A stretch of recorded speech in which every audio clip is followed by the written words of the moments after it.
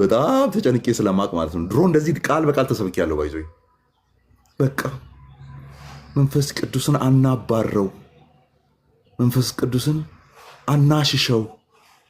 ቤቱን ጥሎ የት ይሂድ? የት ይሂድ? በእናንተ ውስጥ ለዘላለም ስለሚኖር ነው ያለው እንጂ 4 ወር ስለተከራየ ተብሏል እንዴ? እሺ አንድ አስተማሪ ሲያስተምር ነው የሰማሁት። አሙ ምን አለ? ምልጃ የሚለው ትምህርት የሚሰጠው ኢትዮጵያ ኦርቶዶክስ ብቻ ነው፣ ሌሎቹ እንዳለ የኢየሱስን ምልጃ ይቀበላሉ ይላል። እና ለምን እነሱ ይህንን ብታብራራለን። ሌሎቹ በሙሉ ወርዱን ይጠቀማሉ። እዚህ ያሉት ናቸው ከወርዱ ጋር ትንቅንቅ ውስጥ የገቡት። እናቴ የምትላት ግብፅም ትጠቀማለች ኢንተርሴሽንን። አሁን ጥሩነቱ ሚዲያ ላይ ያሉ ልጆች ቃሉን መጠቀም ጀምረዋል። ግን ያው ትርጉሙን ለማዛባት ነው እየሞከሩ ያሉት። ቃሉን ነው ይማልዳል ብንል እንኳን ይማልዳል ማለት ብለው ለማብራራት ነው የሚሄዱት። የድሮቹስ ምናቃቸው ከድሮ አባቶቻችን ከዛች ቤተክርስቲያን እንዲወጡ የኔ አባት አሁን እንደዛ ነበር። ጌታን ተቀብሎን ወደዚህ የመጣው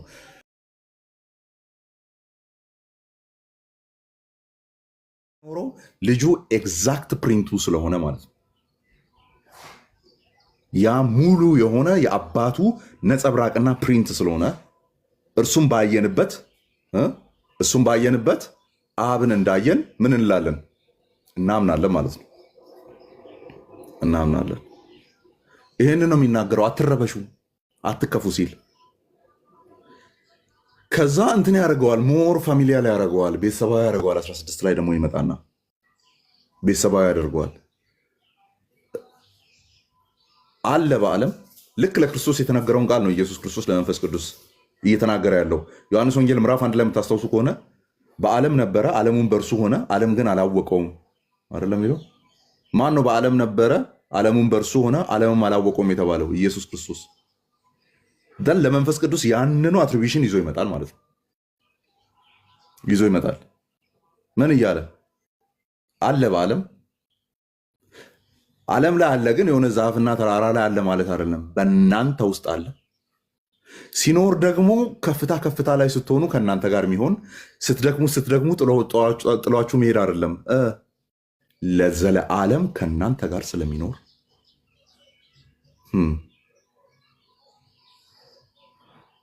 እዚች ላይ ማውራት አለብኝ።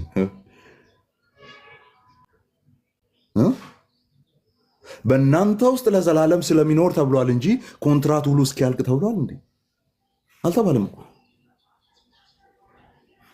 የእሱ ለዘላለም ሊኖር መምጣት አይደለም ወይ? 14 ላይ እኔና አባቴ እንመጣለን በዚያ መኖሪያ እናደርጋለን ያለው ቀድሶን የለም ወይ እንዴ? አባትና ልጁ እንዲመጡ እኮ ነው ቀድሞ የመጣው እሱ መኖሪያ እንዲያደርጉ። መለኮት እንዲዌልት አድርጎናል፣ በእኛ ሊኖር ወዷል። ኦኬ። ስለዚህ እንደው በመጨረሻ ሊገለጥ ላለው መዳን ኦር ዳውን ፔመንት ቀብድ ብቻ ሳይሆን አባትና ልጅም በእኛ እንዲኖር ቤቱን ያጸዳም ጭምር ነው። ኦኬ፣ ቤቱን ያጸዳም ጭምር ነው። አልጸዳንም ነበር አይደል? ቀደሰን፣ አጠበን። ማን? መንፈስ ቅዱስ። መታጠብ የሚሉ ነገሮች በብዛት ለመንፈስ ቅዱስ ነው የሚመጡት። ባይ አጠበን። ስለዚህ በዓለም አለ፣ ዓለም አያውቀውም። ስለዚህ በእኛ ውስጥ ይኖራል። በዓለም አለ፣ ግን በእኛ ውስጥ ይኖራል። በእኛ ሆኖ ደግሞ ዓለምን ምን ይላል? ስለ ጽድቅ፣ ስለ ኃጢአትና ስለ ፍርድ ምን እያለ ይሄዳል? እየወቀሰ ይሄዳል። አንድ ነገር አውርቼ ልጨርስ። ምናልባት የጸሎት ርዕስም ሊሆን ይችላል፣ በዛው አያይዘን ማለት ነው። ስለ ጽድቅ፣ ስለ ፍርድና ስለ ኃጢአት ዓለምን ይወቅሳል። ስለ ፍርድ የተባለው እግዚአብሔር ኃጢአት ላይ ሊፈርድ ስላለ ነው። ስለ ጽድቅ የተባለ ኃጢአት ላይ ስለሚኮነን ነው እያለ ይቀጥላል። አብራርቶታል አይደለ? እነዚህን ነገሮች ኦፕሬት ያደርጋል መንፈስ ቅዱስ በእኛው ሲኖር፣ እንዲሁ ዝም ብሎ ለመተኛት የመጣ አይደለም።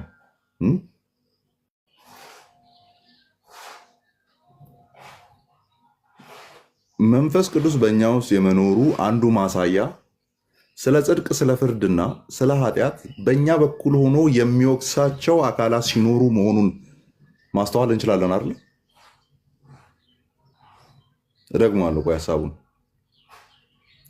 መንፈስ ቅዱስ በእኛ ውስጥ ኢንድዌልት ማድረጉን በእኛ ውስጥ እየኖረ መሆኑን ከምናቀባቸው መንገዶች ውስጥ አንዱና ትልቁ በእኛ ሆኖ ዓለምን ማለት ያልዳነውን ዓለም ማለት ነው።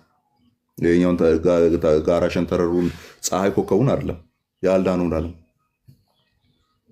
በእኛ ውስጥ መኖሩን የምናቅበት አንደኛው ዓለምን ኦር የወደቀውን ዓለም ስለ ጽድቅ፣ ስለ ፍርድና ስለ ኃጢአት መውቀሱ ነው አይደለ? ይወቅሳል ስለተባለ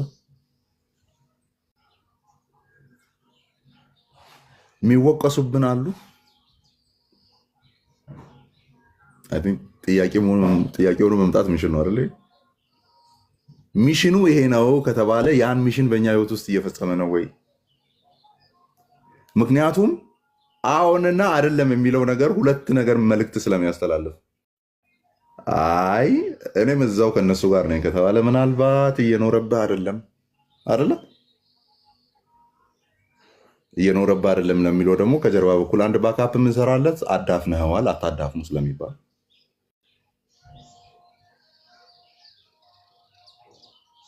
ያ ሶ አንዱ ማወቂያም ጭምር ስለሆነ ማለት ነው። አንዱ ማወቂያም ስለሆነ ስለዚህ ያው ጸሎትም ርዕስ ይሆናል ብዬ ስላሰብ ምን አይነት ርዕስ እንዲሆን ነው የፈለኩት?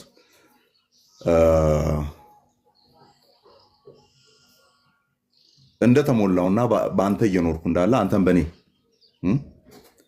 እየኖርክ እንዳለ ማቅበትን አንዱን ብቸኛው ስላልሆነ ማለት ነው።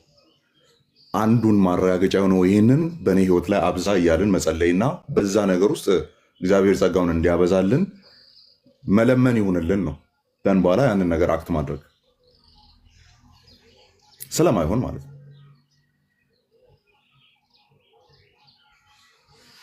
ይወቅሳል ከተባለ መቼስ ድምፅ አውጥቶ እኔ ጸጥ ብዬ ከኔ ውስጥ የሆነ ሌላ ድምፅ ይወጣል አይደለም። እኔ በማወራው ነገር በኩል ነው መንፈስ ቅዱስ ስራውን የሚሰራ። ጌታ ይህንን በእኔ ስራ ብለን መጸለይ ይሁንብን። ምክንያቱም ትልቁ ስራ ስለሆነ ማለት ነው። ትልቁ ስራ ስለሆነ በእግዚአብሔር መንግስት አክሊል ተደርጎ የሚቆጠሩልንም ነፍሳት ስለሆኑ ማለት ነው። ያለ መንፈስ ቅዱስ ቤተክርስቲያን የለችም። ያለ ቤተክርስቲያን እቻ ዓለም ልትኖር አትችልም። ለዚህ ነው ጨው ናችሁ የተባለው። የዓለም ጨው ናችሁ፣ የምድር ጨው ናችሁ፣ የዓለም ብርሃን ናችሁ።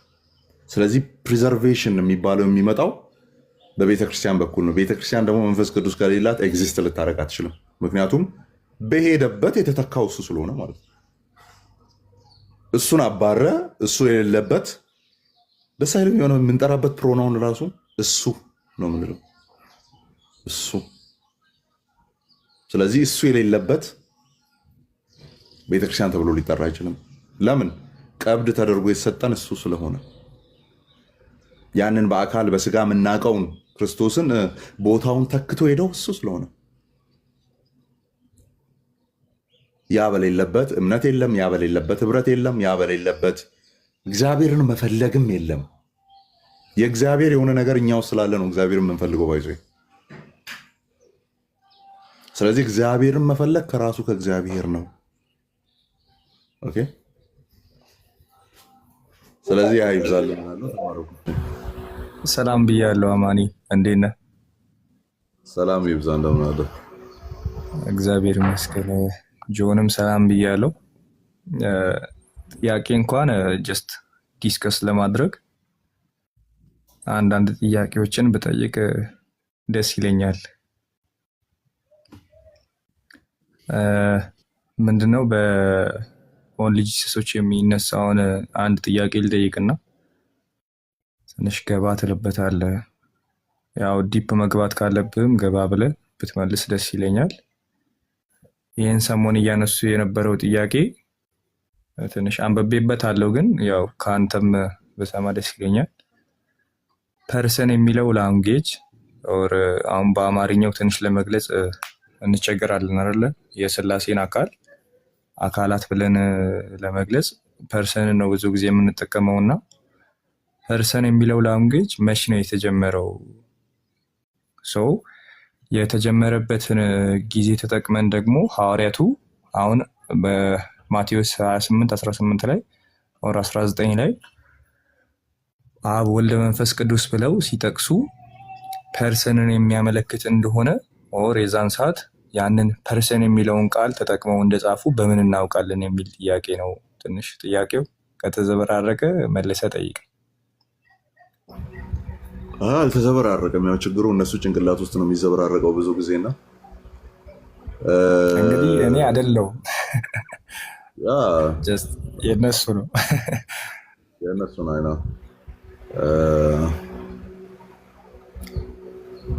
የቱ ጋ ነው ፐርሰን እያሉ የጻፉት ሲባል ፐርሰን 1 ፐርሰን 2 ፐርሰን 3 እያሉ ይጻፉ የሚል ኤክስፔክቴሽን ነው ወይ ያላቸው ነው ጥያቄው።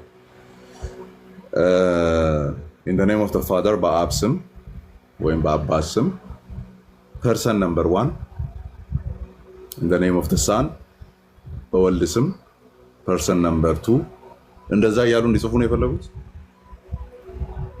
እና ፐርሰናሊቲ ዲክሽነሪዎች የሌክሲካን ዲክሽነሪዎች የሚሆኑ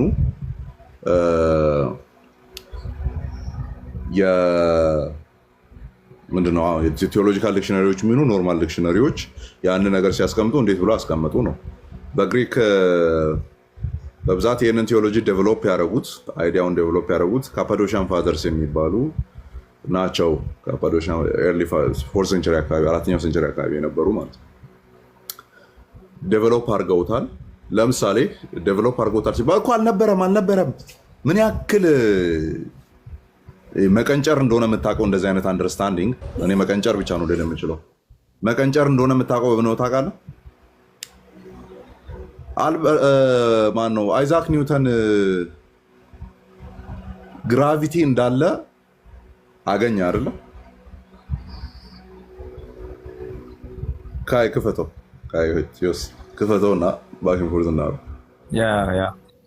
አይዛክ ኒውተን ግራቪቲ እንዳለ ፋውንድ አደረገ አወቀ አይደለ? ግራቪቲ እንዳለ ነው ያወቀው ወይስ ግራቪቲ ነው ያስገኘልን? ግራቪቲ እንዳለ ነው ያወቀው። ስለዚህ አይዛክ ኒውተን ከማወቁም በፊት ኦልሬዲ ግራቪቲ ነበር አይደል? እነዚህ ካፓዶሻን ፋዘርስ የሚባሉቱ ሞር ኦፍ አይዲያውን ዴቨሎፕ አደረጉት፣ አሳወቁት፣ በጣም አጠነከሩት። ሀሳቡ በዚህ ወይ ነው ማየት የምንችለው የሚለው ማለት ነው። ዮሲያና ኡሲያ ተብሎ ነው የሚጠራው። ኡሲያና ሃይፖስታሲስ የሚል ቃል ነው ግሪክ ቃል ነው የሚጠቀሙት። ኢሴንስ እና ፐርሰን የሚለው ማለት ነው። ሃይፖስታሲስ የሚለው ፐርሰን ለሚለው፣ ኡሲያ የሚለውን ደግሞ ኔቸር ወይም ኢሴንስ ለሚለው ማለት ነው፣ ባህሪ ለሚለው ያንን በደንብ ነው ዴቨሎፕ ያደረጉት። ዴቨሎፕ ይሄ ጎርጎሪዮ ዘንዚናንዙ ማነው ግሪጎሪ ደ ግሬት ወይም ቴዎሎጂያን ተብሎ የሚጠራው እንደዚህ ሁለቱ ወንድማማቾች እና አንዱ ጓደኛቸው ማለት ነው። በጣም ነው ዴቨሎፕ ያደረጉት ያንን ሀሳብ። ዴቨሎፕ አድርገውታል ማለት የለም ማለት አይደለም ነው። ቅድም አሁን አይዛክ ኒውተን ግራቪቲን አገኘ ማለት ግራቪቲ አልነበረም ማለት አይደለም። ጠርጡለስ ወይም ተርቱሊያን መጥቶ ስላሴ የሚል ቃል ለአንድ ለነበረ ሀሳብ ኮይን አደረገ ማለት ከዛ ፊት አልነበረም ማለት አይደለም። ጥያቄውና ቻሌንጁ መሆን ያለበት ሰውየው እዚህ ጋር ያመጣው ሀሳብ ይገኛል ወይ ባይብል ላይ ተብሎ ነው መፈለግ ያለበት እንጂ አዲስ ቃል ስለሆነ ችግር ነው ተብሎ መታየት የለበትም። ኦኬ። በግራቪቲ ዲፋይን ሊደረጉ የሚችሉ ፊዚክስ ህጎች አሉ ወይስ የሉም ነው እንጂ መሆን ያለበት። ግራቪትንማ እንዴት አገኘኸው እንዴት አገኘህ ይባላል፣ ካገኘማ አልነበረም የሚል መቀንጨር ውስጥ መግባት አያስፈልግም። ኦኬ፣ መቀንጨር ውስጥ መግባት አያስፈልግም። ሶ ታዲያ እንዴት ነው መጽሐፍ ቅዱስ ውስጥ የተቀመጡት እነሱ ሀሳቦች ሲባል the way they communicate each other ኮሚኒኬት የሚያደርጉበት ወይ እርሱም የእውነት መንፈስ በመጣ ጊዜ በኖርማል ግራመር እርሱ ብለህ ራስን ልታወራ ትችላለህ ወይ? ሌላ ካይንድ ኦፍ የሆነ አለጎሪካል አካሄድ ከሌለ በስተቀር ማለት ነው። ኦኬ ለምሳሌ ኢየሱስ ክርስቶስ በእርሱ የሚያምን ሁሉ የዘላለም ሕይወት አለው። ከዛስ እርሱንም ደግሞ እግዚአብሔር አብ አትሞታል። እግዚአብሔር አትሞታል ማንን? ልጁን እንደ ማተም አድርጎ የዘላለም ሕይወት እዛ ሰውዬ ላይ እንዳለ ማተም አድርጎ አስቀምጧል። አሁን ሰርድ ፐርሰን አድርጎ እንደዚህ አድረስ እያደረገ ሊያወራ ይችላል። ነገር ግን ኮመንሊ እነሱ አይደለ እየተባለ ሲወራ ዲስከስ እየተደረገ ያለው ምንድን ነው ጥያቄው። ፐርሰናሊቲስ ናቸው ዲስከስ እየተደረጉ ያሉት ፐርሰናሊቲስ። ስለዚህ አሁን ኢማጂን አሁን ሄደ ድንጋይን እሱ ብለህ ስታወራ እንግዲህ እዛ ጋር የሚታየኝ ሁለት ድንጋይ ነው ማለት ነው። እሱ እያልክ ድንጋይ እየጠቆምክ አሁን እሱ እያል የሆነ የወደቀ እንጨት እየጠቆምክ እሱ ስትል እኔ ሁለት ድንጋይና ሁለት እንጨት ነው የሚታየኝ። ለምን? ፐርሰናሊቲን የተመለከቱ ወርዶችን የምትጠቀመው ቢንግ ለሆኑ ህያው ለሆኑ አካላት ደን ለሚነጣጠሉ አካላት ነው የምትጠቀመው። ድንጋይ ነዳ አሁን እሱ ብለህ አድረስ ስታደርግ እኔ ሁለት ድንጋይ ያለው ማለት ነው እዛ ጋር። ኦኬ አንዱ ይናገራል አንዱ አይናገርም አይነት ነገር። ስለዚህ ባይብል ላይ ፐርሰናሊቲን ዲፍረንሺየት ለማድረግ ለአብም ለወልድም ለመንፈስ ቅዱስ ከመጣ ኢሚዲየትሊ ምን ልናስብ እንችላለን? ፐርሰኖች አድረስ እየተደረጉ ነው ያሉት እንጂ ፐርሰን ነምበር 1 ፐርሰን ነምበር 2 ፐርሰን ነምበር 3 እየተባለ ግዴታ ምን መባል የለበትም፣ መቀመጥ የለበትም። አሁን ተመሳሳይ ነገር እናምጣ። በአካልም በባህሪም አንድ ነው የሚል አይነት አርጊመንት የዩኒቴሪያን የሆነ አርጊመንት ያመጣሉ አይደል? አሁን እነሱ የጠየቁትን በጣም ድፍን የሆነ ጥያቄ እንጠይቃቸው። አውጣና አሳየኝ ከመጽሐፍ ቅዱስ እኔ እግዚአብሔር በአካልም በህላዌም በማንነትም አንድ ነኝ የተባለበትን ቦታ ሲያወጣና አሳየኝ። የእነሱ አይነት በጣም ሌም የሆነ ጥያቄ መጠየቅ አስፈለገ። ፐርሰን እየተባለ የቱ ጋር ነው የተቀመጠው ነው አይደል ያሉት? እስቲ ኢሴንሱም ፐርሰኑም ፐርሰን ስንል ምን እያልን ያለ ነው? ሃይፖስታሲስ ስንል ምንድን ነው እያልን ያለ ነው? ፈቃድ፣ እውቀት፣ ስሜት ያለው አንዱ አንዱን አድረስ ማድረግ የሚችል ኦኬ ገጽ ያለው ወይም ገጽታ ያለው እያልን ነው ዲፋይን እያደረግን የምንሄደው። ኤርሊ ተርሞችንም አሁንም ያሉ ተርሞችን ስናመጣ በዛ መልክ ነው ዲፋይን የምናደርገው። ኦኬ በዚያም ኦኬ እግዚአብሔር ፈቃድ፣ እውቀት፣ ስሜት አዎ አለው። በዛ አስፔክት አካል ብለን መጥራት ካለብን ኦኬ ችግር የለውም ልጠራልህ እችላለሁ። ግን የተለያዩ አካላት ሌሎች የሉም። ኦኬ show me from the Bible ኦኬ show me from the Bible በአካልም በፐርሰንም ምንድነው በፐርሰንም በኢሴንስም አንድ ነኝ ተብሎ የተቀመጠበትን አውጣና ሳይ።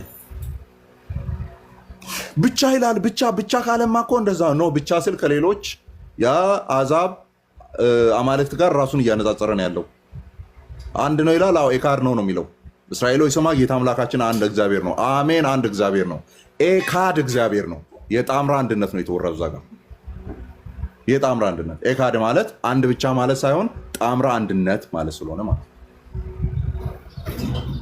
ጣምራ አንድነት ስለሆነ ስለዚህ እኔ ሁሌም በቃ ድሚን አርጌ ማለፍ ነው የምፈልገው። በተለይ የኦንሊ ጂሰሶችን አስተምሮ ዓለማችን ላይ የመጨረሻው ደካማ መንፍቅና ቢኖር የኦንሊ ጂሰሶች ትምህርት ነው። የመጨረሻው ደካማ መንፍቅና ማለት ነው። ምንም ቢያመጡ በቃ ቀንዱም ማለት የምትችሉት ማለት ነው።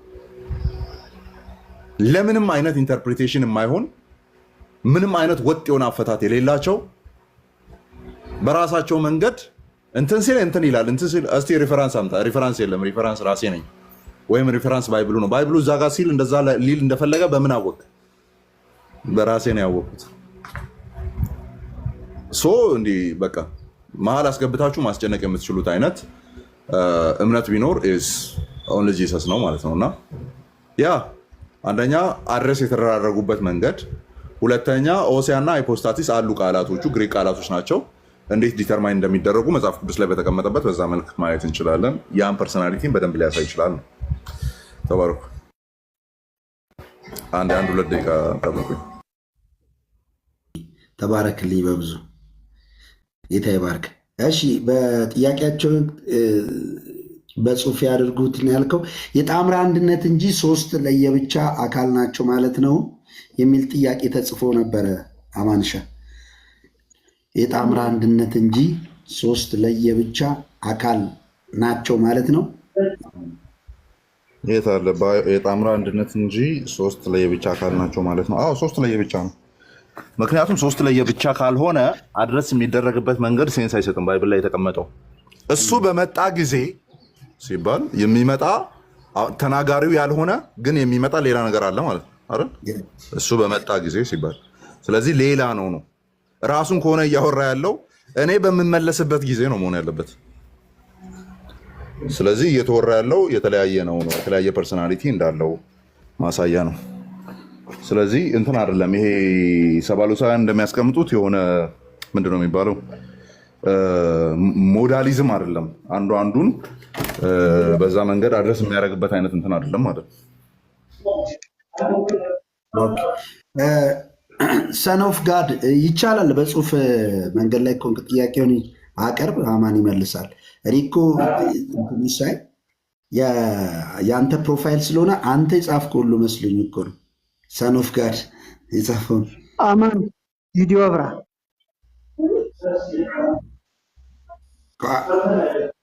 ጥያቄ አለ ወንድማችን ብርሃን? አይ የለኝ፣ ያዳመጥኳቸው እንትን እያደረገ ስለሆነ ጥቂት የሆነ ጠብቁኝ 2 ደቂቃ ብሎ ነው።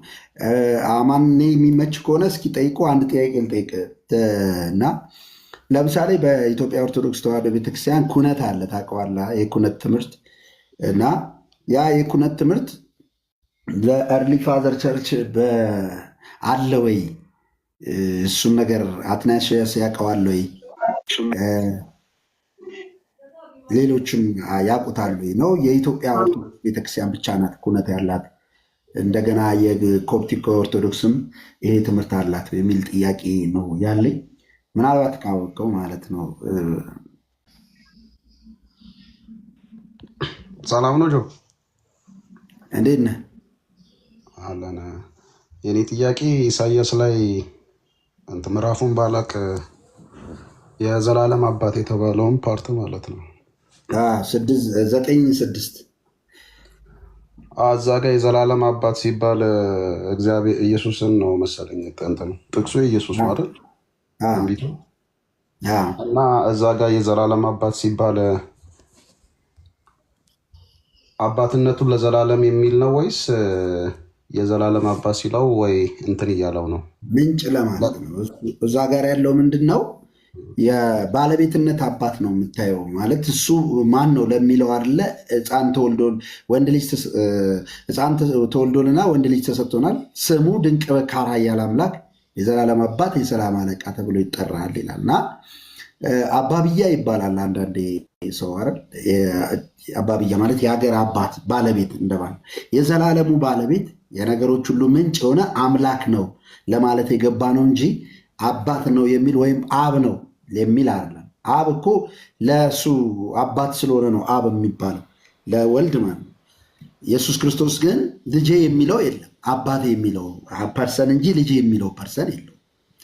ስለዚህ እዛ ጋር የሚያሳየው ያ ነው። አብ ነው እንዳንል ደግሞ ተሰጥቶናል ስለሚል ማለት የተሰጠ ነው። የሚገርም ነገር እና ብዙ አልቆይ አማን ስለተመለሰ ያ አይ ቲንክ የዘላለም አባት የሚለው ኢየሱስ አብ ነው ነው አባት ሲባል ሶሪ አባት ሲባል የዘላለም አባት እየተባለ ነው ወይስ ዘላለም እንትኑን እያሳየ ነው? አልፋና ኦሜጋነቱን እያሳየ ነው እዛ ጋር። ያ አልፋና ኦሜጋነቱን እና ዘላለምን ያስገኘ አቢአድ የሚል ቃል ነው ያለው እዛ ጋር። አቢአድ ማለት የዛ ነገር አስገኚ ወይም ባለቤት፣ የዛ ነገር ቀዳሚ የሚል ትርጉም ነው የሚይዘው እንጂ ሲጀመር አባትነትን አይደለም። ወደኋላ አባትነትን ሳይሆን እየጠቆመ ያለው ዘላለሙን ይጠቅስና የእሱ አስገኘ የሚል ነው ግራማቲካሊ የሚያሳየው እንጂ ከዘላለም አብ ነው አይደለም፣ ወይም ከዘላለም አባት ነው አይደለም። በዛ አይነት ነገር የለውም። ሲጀመር ክፍሉም ያንን አይነት ነገር የሚዳስስ አይደለም። አይተህ ከሆነ ቀጥሎ ያለው ቃል ጆ ብታነብ አሪፍ ነው። ቀጥሎ ያለው ቃል ለህዝቡ ያለውን ኬር ምናምን የሚያሳይ ስለሆነ ማለት ነው። ቀጥሎ ኢሚዲየትሊ የሚያወራው አንደኛ መሲያኒክ የሆነ ፖይንት ያወራል። መሲህ ነው የሚለውን አይነት ነገር ከተናገረ በኋላ ቀጥሎ ያለውን ነገር ደግሞ ምድሮ ዲስከስ የሚያደርገው ይሄ መሲሁ በስጋ ሲገለጥ ከዘላለም የነበረ መሆኑ ኦር የዘላለምን ያስገኘ አብይ አድ ነው ወይም የዘላለም አባት ነው። ከዘላለም አባት አይልም ሲጀመር የዘላለም አባት ነው ነው እና እንደዛ ከሆነ ከዛ በኋላ ሲባል ለህዝቦቹ ጆ አውጥተህ ከሆነ አንብብ። ለህዝቦቹ ምን አይነት ኬር ያሳያል ሲባል አባታዊ የሆነ ኬር ያሳያል። ያንን አባታዊ አይነት ኬር ወይም እንክብካቤ በስጋ ተገልጦ ክርስቶስ ኢየሱስ ሲያሳይ ተመልክተናል ወይ ነው ጥያቄው። የስ አይተናል። እሱም እስኪ ቆይ ክፍሉ ይነበብ መጀመሪያ። እሺ ሕፃን ተወልዶልናል። ከሱ ጀምር ልክ ነው። ሕፃን ተወልዶልናልና ወንድ ልጅም ተሰጥቶናልና አለቅነት በጫንቃው ላይ ይሆናል። ስሙም ድንቅ መካር፣ ኃያል አምላክ፣ የዘላለም አባት፣ የሰላም አለቃ ተብሎ ይጠራል። ከዛሬ ጀምሮ እስከ ዘላለም ድረስ በፍርድና በጽድቅ ያጸናውና ይደግፈው ዘንድ በዳዊት ዙፋንና በመንግስቱ ላይ አለቅነቱ ይበዛል። ለሰላሙ ፍጻሜ የለውም። የእግዚአብሔር ቅናት ይህን ያደርጋል። ይቀጥል። ጌታ በያዕቆብ ላይ ቃልን ሰደደ፣ በእስራኤልም ላይ ወደቀ። በትዕቢትና በልብ ኩራት ጡቡ ወድቋል። ነገር ግን በተዋረደ ድንጋይ እንሰራለን፣ በተወቀረ ድንጋይ የሾላ ዛፎች ተቆርጠዋል፣ ነገር ግን ዝግባን እንተክልባቸዋለን የሚሉ በኤፍሬምና በሰማርያ የሚኖሩ ሕዝብ ሁሉ ያውቃሉ። ስለዚህ እግዚአብሔር በጽዮን ተራራ ላይ ተቋቋሚ ያስነሳበታል።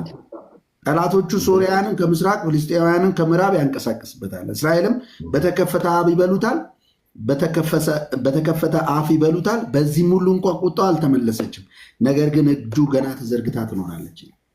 አሜን። አሁን ይሄ 6:9 ላይ ነው አይደል ያለው? 9:6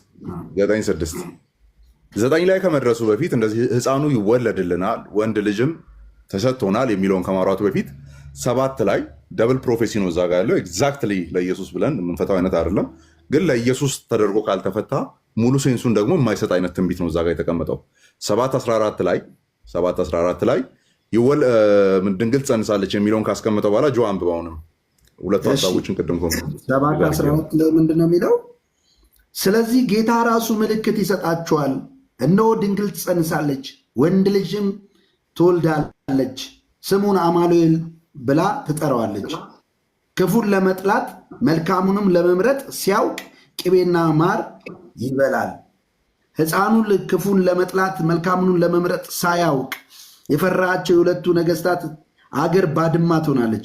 እግዚአብሔር ኤፍሬምን ከይሁዳ ከተለየበት ቀን ጀምሮ ያልመጣውን ዘመን በአንተና በሕዝብ በአባትን ቤት ላይ ያመጣል። እርሱ የአሦር ንጉሥ መምጣት ነው ያለናል።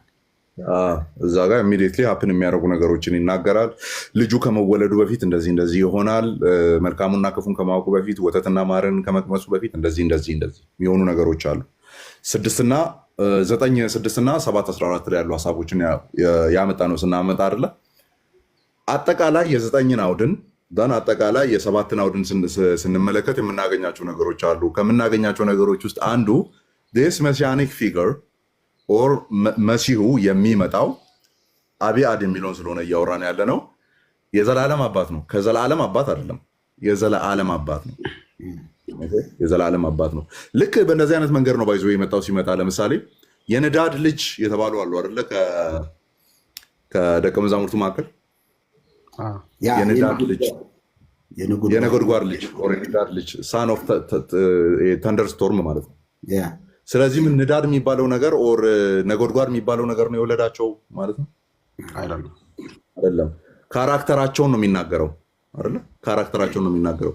ስለዚህ የዘላለም አባት ሲባል ካራክተር ዋይዝ ይሄኛው ምን ብለን እንጥራው ሲባል ዘላለምን ያስገኘ ብለን ልንጠራው ይገባል።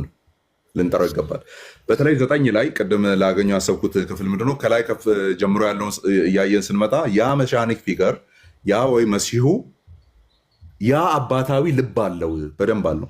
ያ አባታዊ ልብ ቅድም መንፈስ ቅዱስን ስናወራ እኮ አግኝተነዋል። ምዕራፍ 14 ላይ ልጆች እንደሌላቸው አይደለ?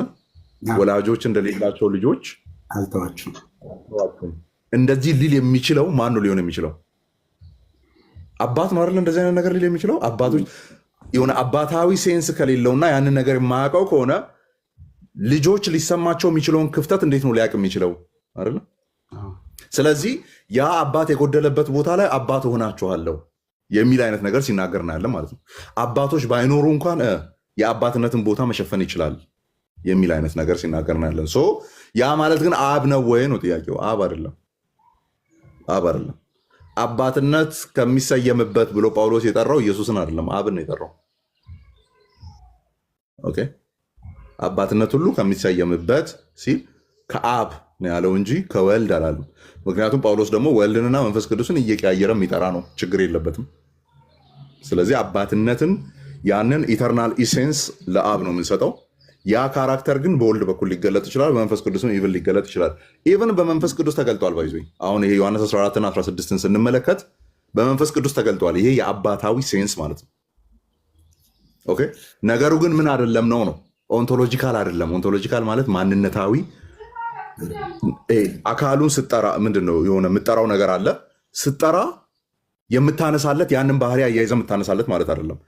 ለአብ ብቻ ነው ያንን ኦንቶሎጂካሊ አንስተ ስታወራ የምታወራው። ፋንክሽናል አድርገን ስናወራ ግን ለወልድም ልናነሳ እንችላለን፣ ለመንፈስ ቅዱስ ልናነሳ እንችላለን። ያንን ካራክተር ሲገልጡ ስለምናይ ማለት ነው። ግን እዛ ጋር ኢየሱስ ክርስቶስ የዘላለም አባት ነው እንጂ የተባለው ከዘላለም አባት አልተባለም። የዘላለም አባት የተባለበትም ክፍሉን ቀና ብለን ስንመለከት ለሕዝቡ የሚራራ መሆኑን ነው። ታዲያ ወደ ኢየሩሳሌም ሲመጣ በአህያይቱ ላይ ተቀምጦ ምን ሲያደርግ ነው ያየ ነው? ዶሮ ጫጩቶቿን እንደምትሰበስብ እንደዚሁ ልሰበስብሽ አይደለ ፈልጌ ነበር ግን አልሆኑም ነው። ያ ኬር የሚያደርግ አይነት ባህሪ ኢየሱስ ክርስቶስ አለው። ያንን ለማሳየት ነው። ኦኬ ታንክ ዩ። አንድ ጨምሬ ልወጣ መጠየቅ ካልቀረ ጆዬ አንድ መንገድ ላይ ያለ ሰው አለ። ያን ጥያቄ ላቀርብለትና ከዛ ትቀጥላለህ ይሻል። ሳኖፍ ጋድ አንድ ጥያቄ ጠይቋል። በጽሁፍ መንገድ ላይ ስላለ ነው። መንፈስ ቅዱስ ከአብና ከወልድ ነው ወይ የሰረጸው የሚል ጥያቄ ነው። አማን ያ ድቤት ይደረጋል። ፊሎኬ ይባላል። ኤርሊ ክርስትና ውስጥ የተነሳ ትልቅ እንትን ነው፣ ክርክር ነው። ባይዞ ፊሎኬ ማለት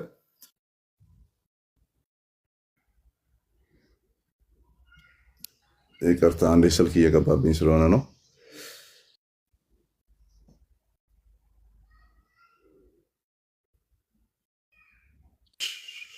መጥቷል ድምፄ? መጥቷል። እሺ ፊሎኬ ይባላል እና ፊሊዮ ማለት ያው ከኤንድ የገባችባት ናት። ከአብ ይሰርጻል የሚል ነው ኮመንሊ ሲታመን የመጣው። ከዛ ካቶሊክ ቸርች ኤንድ ደሳን የሚል ነገር ጨመረች ነው። ኤንድ ደሳን ፊሎኬ ማለት ኤንድ ደሳን ማለት ነው፣ ላቲኑ ማለት ነው። ኤንድ ደሳን ተብሎ አርጊው የተደረገበት እንግዲህ ኦግስቲን አርጊው ያደረገበት መንገድ አለና ቅዱስ ኦግስቲኖስ ያመጣቸው ክፍሎች አሉ። አንደኛ እኔ ልካለው የሚለው ክፍል ከአብ ተቀብዬ የተስፋውን መንፈስ እልክላቸዋለሁ የሚልበት ክፍል። ከዛ እፍ አለባቸው መንፈስ ቅዱስንም ተቀበሉ የሚልበት ክፍል አለ አይደለ ደቀ መዛሙርቱ። ስለዚህ እፍ አለባቸው አይዲያ ከኢየሱስ ወጥቶ ነው ደቀ መዛሙርት ውስጥ የገባው አይደለ። ስለዚህ እነዚህ አይነት ክፍሎችን ይዞ አርጊው አድርጓል። ኤንድ ካቶሊክ ቤተክርስቲያን እንደዛ ታምናለች እና ጉባኤም በጉባኤ ነው የሻረችው። ከአብ በሚወጣ ተብሎ ሲታመን የነበረውን በራሷ በጉባኤ ነው የሻረችው። በዚህ ምክንያት ነው ጥላቸው በጣም እየከረረ የመጣው ዌስተርና ኢስተርኑ ማለት ነው፣ የምስራቁና የደቡቡ የምዕራቡ ማለት ነው። እና መጽሐፍ ቅዱሳችን ግን በምን መልክ ነው የሚያስቀምጠው? ኤንድ ለኦንቶሎጂካል ትሪኒቲ የሚመች ተደርጎ ባይብል ማለት የሚመች አይነት ሆኖ የሚታየው የትኛው ነው ጥያቄው። ሲሆን ከአብ ወጥቷል ልጁ። ስለዚህ መቀዳደምና መከተል በሌለበት ከብርሃን የተገኘ ብርሃን፣ ከአምላክ የተገኘ አምላክ። ስለዚህ የአባቱን ባህሪ ቶታሊ ሼር ያደርጋል በሚል ሴንስ ከአባቱ ወጥቷል የሚል ነገር ለኢየሱስ አምጥተን መከተልና መቀደም የሚል ነገር ሴንስ እንደሌለው ካወራን ያው መንፈስ ቅዱስ ከአባት መውጣቱ ስቲል ነው ዋን ጋድ የሚለውን ነገር በጣም ነው የሚያጠነክርልን። አንድ አምላክ የሚለው በጣም ነው የሚያጠነክርልን። ስቲል ነው ከአብ ነው የሚወጣው የሚለው ሀሳብ ያጠነክርልናል። ግን ኢትስ ናት ኢዚ ዋን። እዛ ጋ አሁን ኦግስቲን አርጊው ያደረገበት መንገድ፣ ካቶሊኮቹ አርጊው የሚያደርጉበት መንገድ አሁንም ቀላል አይነት አርጊመንት አይደለም። ያ ከወልድ መውጣቱ ለምሳሌ ከወልድም ይወጣል ሲባል ከወልድ ብቻ ይወጣል አይደለም አርጊው የሚያደርጉት ከአብና ከወልድ ነው የሚወጣው።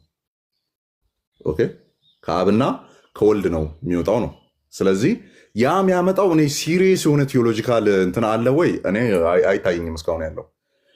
ግን ግዴታ ቴዎሎጂካል የሆነ ችግር መፍጠር አለበት የሚል እንትን እያሰብን ካልሆነ ማውራት ያለብን በተለይም ሰፊውን እንትን ፍሬም እያየን እናውራ ከተባለ አይ ቲንክ እዚህ ላይ አሁን ግግም ያለ አቋም የለኝም። ግን ወደ የትኛው ነው ኢንክላይን የምታደርገው የሚል አይነት ጥያቄ ብጠየቅ ከአብ ነው።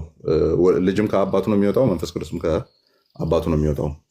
ኦኬ ከአባቱ ነው የሚወጣው። ስለዚህ ልጁ ከአባቱ መውጣቱ ወይም መወለድ የሚለው ሴንስ ካራክተሩን ይጋራል። ምክንያቱም የአባቴ ልጅ ስለሆንኩ ነው ንብረቱን ልወርስ ያለሁት፣ የአባቴ ልጅ ስለሆንኩ ነው መልኩን የወረስኩት፣ የአባቴ ልጅ ስለሆንኩ ነው ሌላውም ነገር ተከትሎ የሚመጣው። ስለዚህ ለኢየሱስ ክርስቶስ ከአባቱ የሆነ ነገርን ስናወራ መለኮት ነው የሚለውን ነው ሞር ፕሩቭ እያደረገልን የሚመጣው፣ ምክንያቱም አባቱ መለኮት ስለሆነ። ስለዚህ ለመንፈስ ቅዱስ ከአባቱ የሚል ነገር ብናመጣ ስቲል መለኮት የሚለውን ነው ፕሩቭ የሚያደርግልን እና አንድ አምላክ የሚለውን ነገር እንድናወራ በጣም ስትሮንግ የሆነ ቤዝ ይጥልልናል። በዛ ሳይድ ያለው አርጊመንት ያው ቀላልነቱ ምንድነው የከባድነቱ እንደተጠበቀው ነው ማለት ነው። ግን አንዱን ሄረሲ ማለት በዚህ ምክንያት መጣላት አለበት ብዬ እኔ ደግሞ አላምንም በዚህ ጉዳይ ላይ ማለት ነው። ማለት ኧረ እነሱ ይጣሉ፣ እኛ ጋር ሰላም እኮ ነው። የካቶሊክና ኦርቶዶክስ ጋር ነው አናቴማ የሚባል ነገር ይወዱታል። ቃሉ በቃ የሆነ ነገር ያዩና ቃላት ለወጥ አናቴማ የተረገመ ይወዱታል። ቃሉን ተነቅሰውታል ምላሳቸው ላይ እና እኛ ጋር ግን እንትን ነው የምትደረገው። ቀስ ብለህ ታያለህ፣ ከዛ ላይኑ ይታያል ወደኋላ። አይ ቲንክ ኢቨን ቃላቱ ኦርደር አላቸው ነው። ኢረር ይባላል መጀመሪያ ኢረር ነው፣ እዛ ሚስቴክ ይባላል። የቃላት ከሆነ ሚስቴክ ተብሎ ይታሰባል። ከዛ በኋላ ነው ኢንቴንሽናል የሆነ ቴዎሎጂካል መዋቅሮች ካሉት ሄረሲ ይባላል ማለት ነው፣ ምንፍቅና ይባላል እንጂ ዘሎ ይሄ የተረገመ ነው የተቆረጠ ነው አናቴማ ነው ወደሚል አይነት ነገር አንሮጥም እኛ። ቴንክ ዩ ማኒ ጌታ ይባርክ። የኒቅያ እምነት መግለጫ እሺ፣ ሚራክል ቀጥል ጥያቄን። ከዛ እኔ ቅድም የጠየኩን ጥያቄ ሰምተሃል አማን? ስልክ ገብቶብን እንትን ምንድን ነው በኦርቶዶክስ ስላሴ የሚገለጥበት አንድ እንትን አለ። ካፌ ጠፋ አንተ። የአብርሃም ስላሴ ነው አይደለም? ቅድም ጠይቄ ነበር። እሺ ሚራክል ይቀጥልና ጠይቃለሁ። እሺ አንድ አስተማሪ ሲያስተምር ነው የሰማሁት። አሙ ምን አለ? ምልጃ የሚለው ትምህርት የሚሰጠው ኢትዮጵያ ኦርቶዶክስ ብቻ ነው፣ ሌሎቹ እንዳለ የኢየሱስን ምልጃ ይቀበላሉ ይላል። እና ለምን እነሱ ይህንን ብታብራራለን። ሌሎቹ በሙሉ ወርዱን ይጠቀማሉ። እዚህ ያሉት ናቸው ከወርዱ ጋር ትንቅንቅ ውስጥ የገቡት። እናቴ የምትላት ግብፅም ትጠቀማለች ኢንተርሴሽንን። አሁን ጥሩነቱ ሚዲያ ላይ ያሉ ልጆች ቃሉን መጠቀም ጀምረዋል። ግን ያው ትርጉሙን ለማዛባት ነው እየሞከሩ ያሉት። ቃሉን ነው ይማልዳል ብንል እንኳን ይማልዳል ማለት ብለው ለማብራራት ነው የሚሄዱት። የድሮቹስ ምናቃቸው ከድሮ አባቶቻችን ከዛች ቤተክርስቲያን እንዲወጡ የኔ አባታው እንደዛ ነበር። ጌታን ተቀብሎን ወደዚህ የመጣው አንድ ጀኔሬሽን ከኛ በኋላ ያለው በሙሉ ኦርቶዶክስ ነው። ፕሮቴስታንት ውስጥ ያለው አንድ ጀኔሬሽን ከኛ ወደኋላ ያለው ማለት እነሱን ቃሉን አንጠቀምም ብለው ተርጉሞ ሰጥተው አንጠቀምም ይላሉ። በጣም እኮ ነው ግራ የሚያጋቡ። 1954ቱ ትርጉም የኦርቶዶክስ ሊቃውንትና የእኛ ሊቃውንት አንድ ላይ አፄ ኃይለሥላሴ የበላይ ጠባቂ ሆነው የተረጎመ መጽሐፍ ነው። እዛ ላይ የሚማልደው ብለህ አስገብተህ ስታበቃ የሚማልደው ማለት መናፍቃን የሚጠቀሙት ነው ብለህ እንዴት ህዝቡን ታስጨንቃለህ? ከዛ ህዝቡ እንዳለ ወጥቶ ጴንጤ ሆነ። አሁን ምን መደረግ ተጀመረ? ጴንጤ እንዳይሆንባቸው ሽቃሉ እንዳለ ነው እንጠቀመው። ግን ትርጉሙን ምን እናርገው? ትርጉሙን በሌላ መልክ አድርገን መልጃ ቢል እንኳን ሌላ ትርጉም እንስጠው ተብሎ አክሮባት መሰራት ተጀመረ። ስለዚህ ግብፅም ይጠቀሙታል። የነ አቡነ ሽኖዳ መጽሐፍት ውስጥ የነ ቴዎድሮስ ማላቲ መጽሐፍት ውስጥ ፋዘር ቴዎድሮስ ማላቲ መጽሐፍት ውስጥ ሌሎች ኮመንተሪዎች ውስጥ ገብታችሁ ተመልከቱ። አለ በስርዓቱ ያብራሩታል። የጥንት አባቶችም እንደዛው እኔ ብለውታል። ተሐድሶቹ ድሮ እንደወጡ ሰሞን ጽጌ ስጦታውና ሙሴ መንበሩ ምናምን ኦንሊ ጭቅጭቅ የነበረው ኢየሱስን አማላጅ ቃል ነው። ታዲያ ከጴንጤ በምን ተለየን? ባለፈው ዶክተር ዘበነ እንዳለው ገድልን አንቀበል የምትሉ ከሆነ ከጴንጤ በምን ተለያችሁ? ገድልን የማይቀበል ሰው ቆንጆ ጴንጤ ሊሆን ይችላል፣ ጥሩ ካቶሊክ ሊሆን ይችላል እንደተባለው ማለት ነው። እና ከጴንጤ የሚለዩበትን ሜተድ ሲፈልጉ ጽፎ ያስቀመጡትን ቃል መካር ነበር የጀመሩት። አሁን ግን ጥሩነቱ ቃሉን መቀበል ጀምረዋል። ትርጉሙን ነው ማዛባት የጀመሩት። ስለዚህ የምልጃ ጉዳይ እውነት ነው ኢትዮጵያ ላይ ነው ክርክሩ። ሌሎች ኦርቶዶክስ አብያተ ክርስቲያናት ላይ ብትሄዱ ደሴም ነው ይወራል፣ ሲወራ ማለት ነው። ኤንፈሲሱ ሌላ ሊሆን ይችላል፣ ግን አይዲያው ይፈርዳል የሚል ሽታውም የለም። በይፈርዳል የፈታ እህት አብያተ ክርስቲያናትንም ሊያመጡ አይችሉም። ሌሎች ውጭ ያሉትንም ኢስተርን ውስጥ ያሉትንም ሊያመጡ አይችሉም። በይፈርዳል ኢትዮጵያ ውስጥ ብቻ ነው ያለው። ስለዚህ ጭቅጭቁ ኢትዮጵያ ወለድ ነው ማለት ነው። እኛ አካባቢ ነው የሚሽከረከረው እንጂ ኢንተርናሽናል የሆነ እንትን የለውም። ዩር ራይት ማኒ። እዚህ ጋር ጣልቃ ልግባ እንዴ? እንግዲህ የቲክቶኩ አስተማሪዎች ብል ይሻለኛል። ያው ኦርቶዶክስ ቤተክርስቲያን ከምል አንዳንድ አስተማሪዎች ስሉ ሚስ ሪፕሬዘንት ሲያደርጉን ስላየው ነው። እና የግብፅ ኦርቶዶክስ እና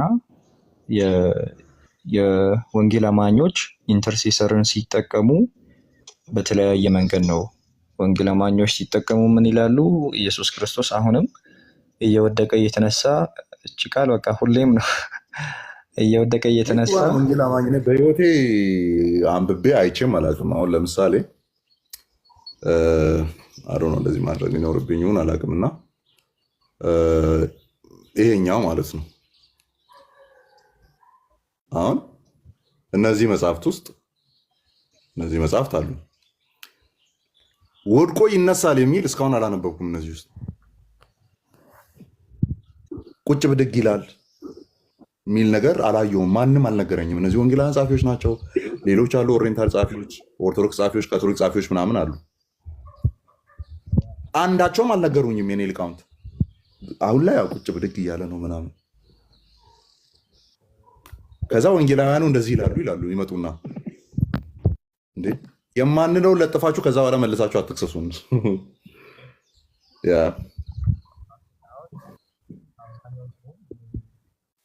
ድምፅ አይሰማም አለው። አሁን እሰማለሁ። ኦኬ እንግዲህ ሄዳል። ያሚ ላኪልኝ ገስት ላኪልኝ አለው። አማኒ እሰማለሁ። አሁን አለ። እሺ አብዛኛው የወንጌል አማኝም አድሮ ነው የንባብ እጥረትም ሊሆን ይችላል እና ኢየሱስ ክርስቶስ ያማልዳል ስትሉ ከምን አንጻር ነው ሲባል የማብራራት ትንሽ ይከብዳቸዋል። እና በዚህ አጋጣሚ እዚህ ያላችሁ ወንጌል አማኞች ኢየሱስ ክርስቶስ ያማልዳል ስንል እንደ ወንጌል አማኝ ምን እያልን ነው የሚለውን ኤክስፕሌን ብታደርግ በጣም ደስ ይለኛል። እኔ ረጅም ቪዲዮ ሰርቼ አስቀምጫለሁ ብሮ አለ ዩቲዩብ ላይ ምን እያልን ነው የሚለው ማለት ነው። አክቲቭነቱ መረሳት የለበትም። ራይት ናው ሀፕን እያደረገ ያለ ነገር አለ። ለምሳሌ ዕብራውያን ምዕራፍ 8 ላይ በእጅ ያልተሰራች መቅደስ ውስጥ ምንድን ነው የሚለው? ታይ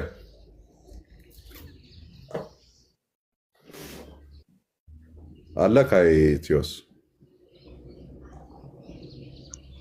አለው። ኔትወርክ እየያዘኝ ነው። እሺ ኮሜንት ላይ ጻፉ ሌሎቻችሁ። ምንድን ነው የሚለው?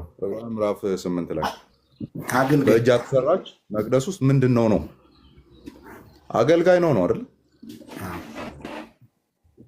እስቲ የተቀመጠ ማለት ምንም አይሰራ አክቲቭ ያልሆነ ስራ ላይ ያልሆነ አገልጋይ የምታውቁ እስቲ አንድ ቁጥር ጻፉ። ስራ ማይሰራ አገልጋይ የምታውቁ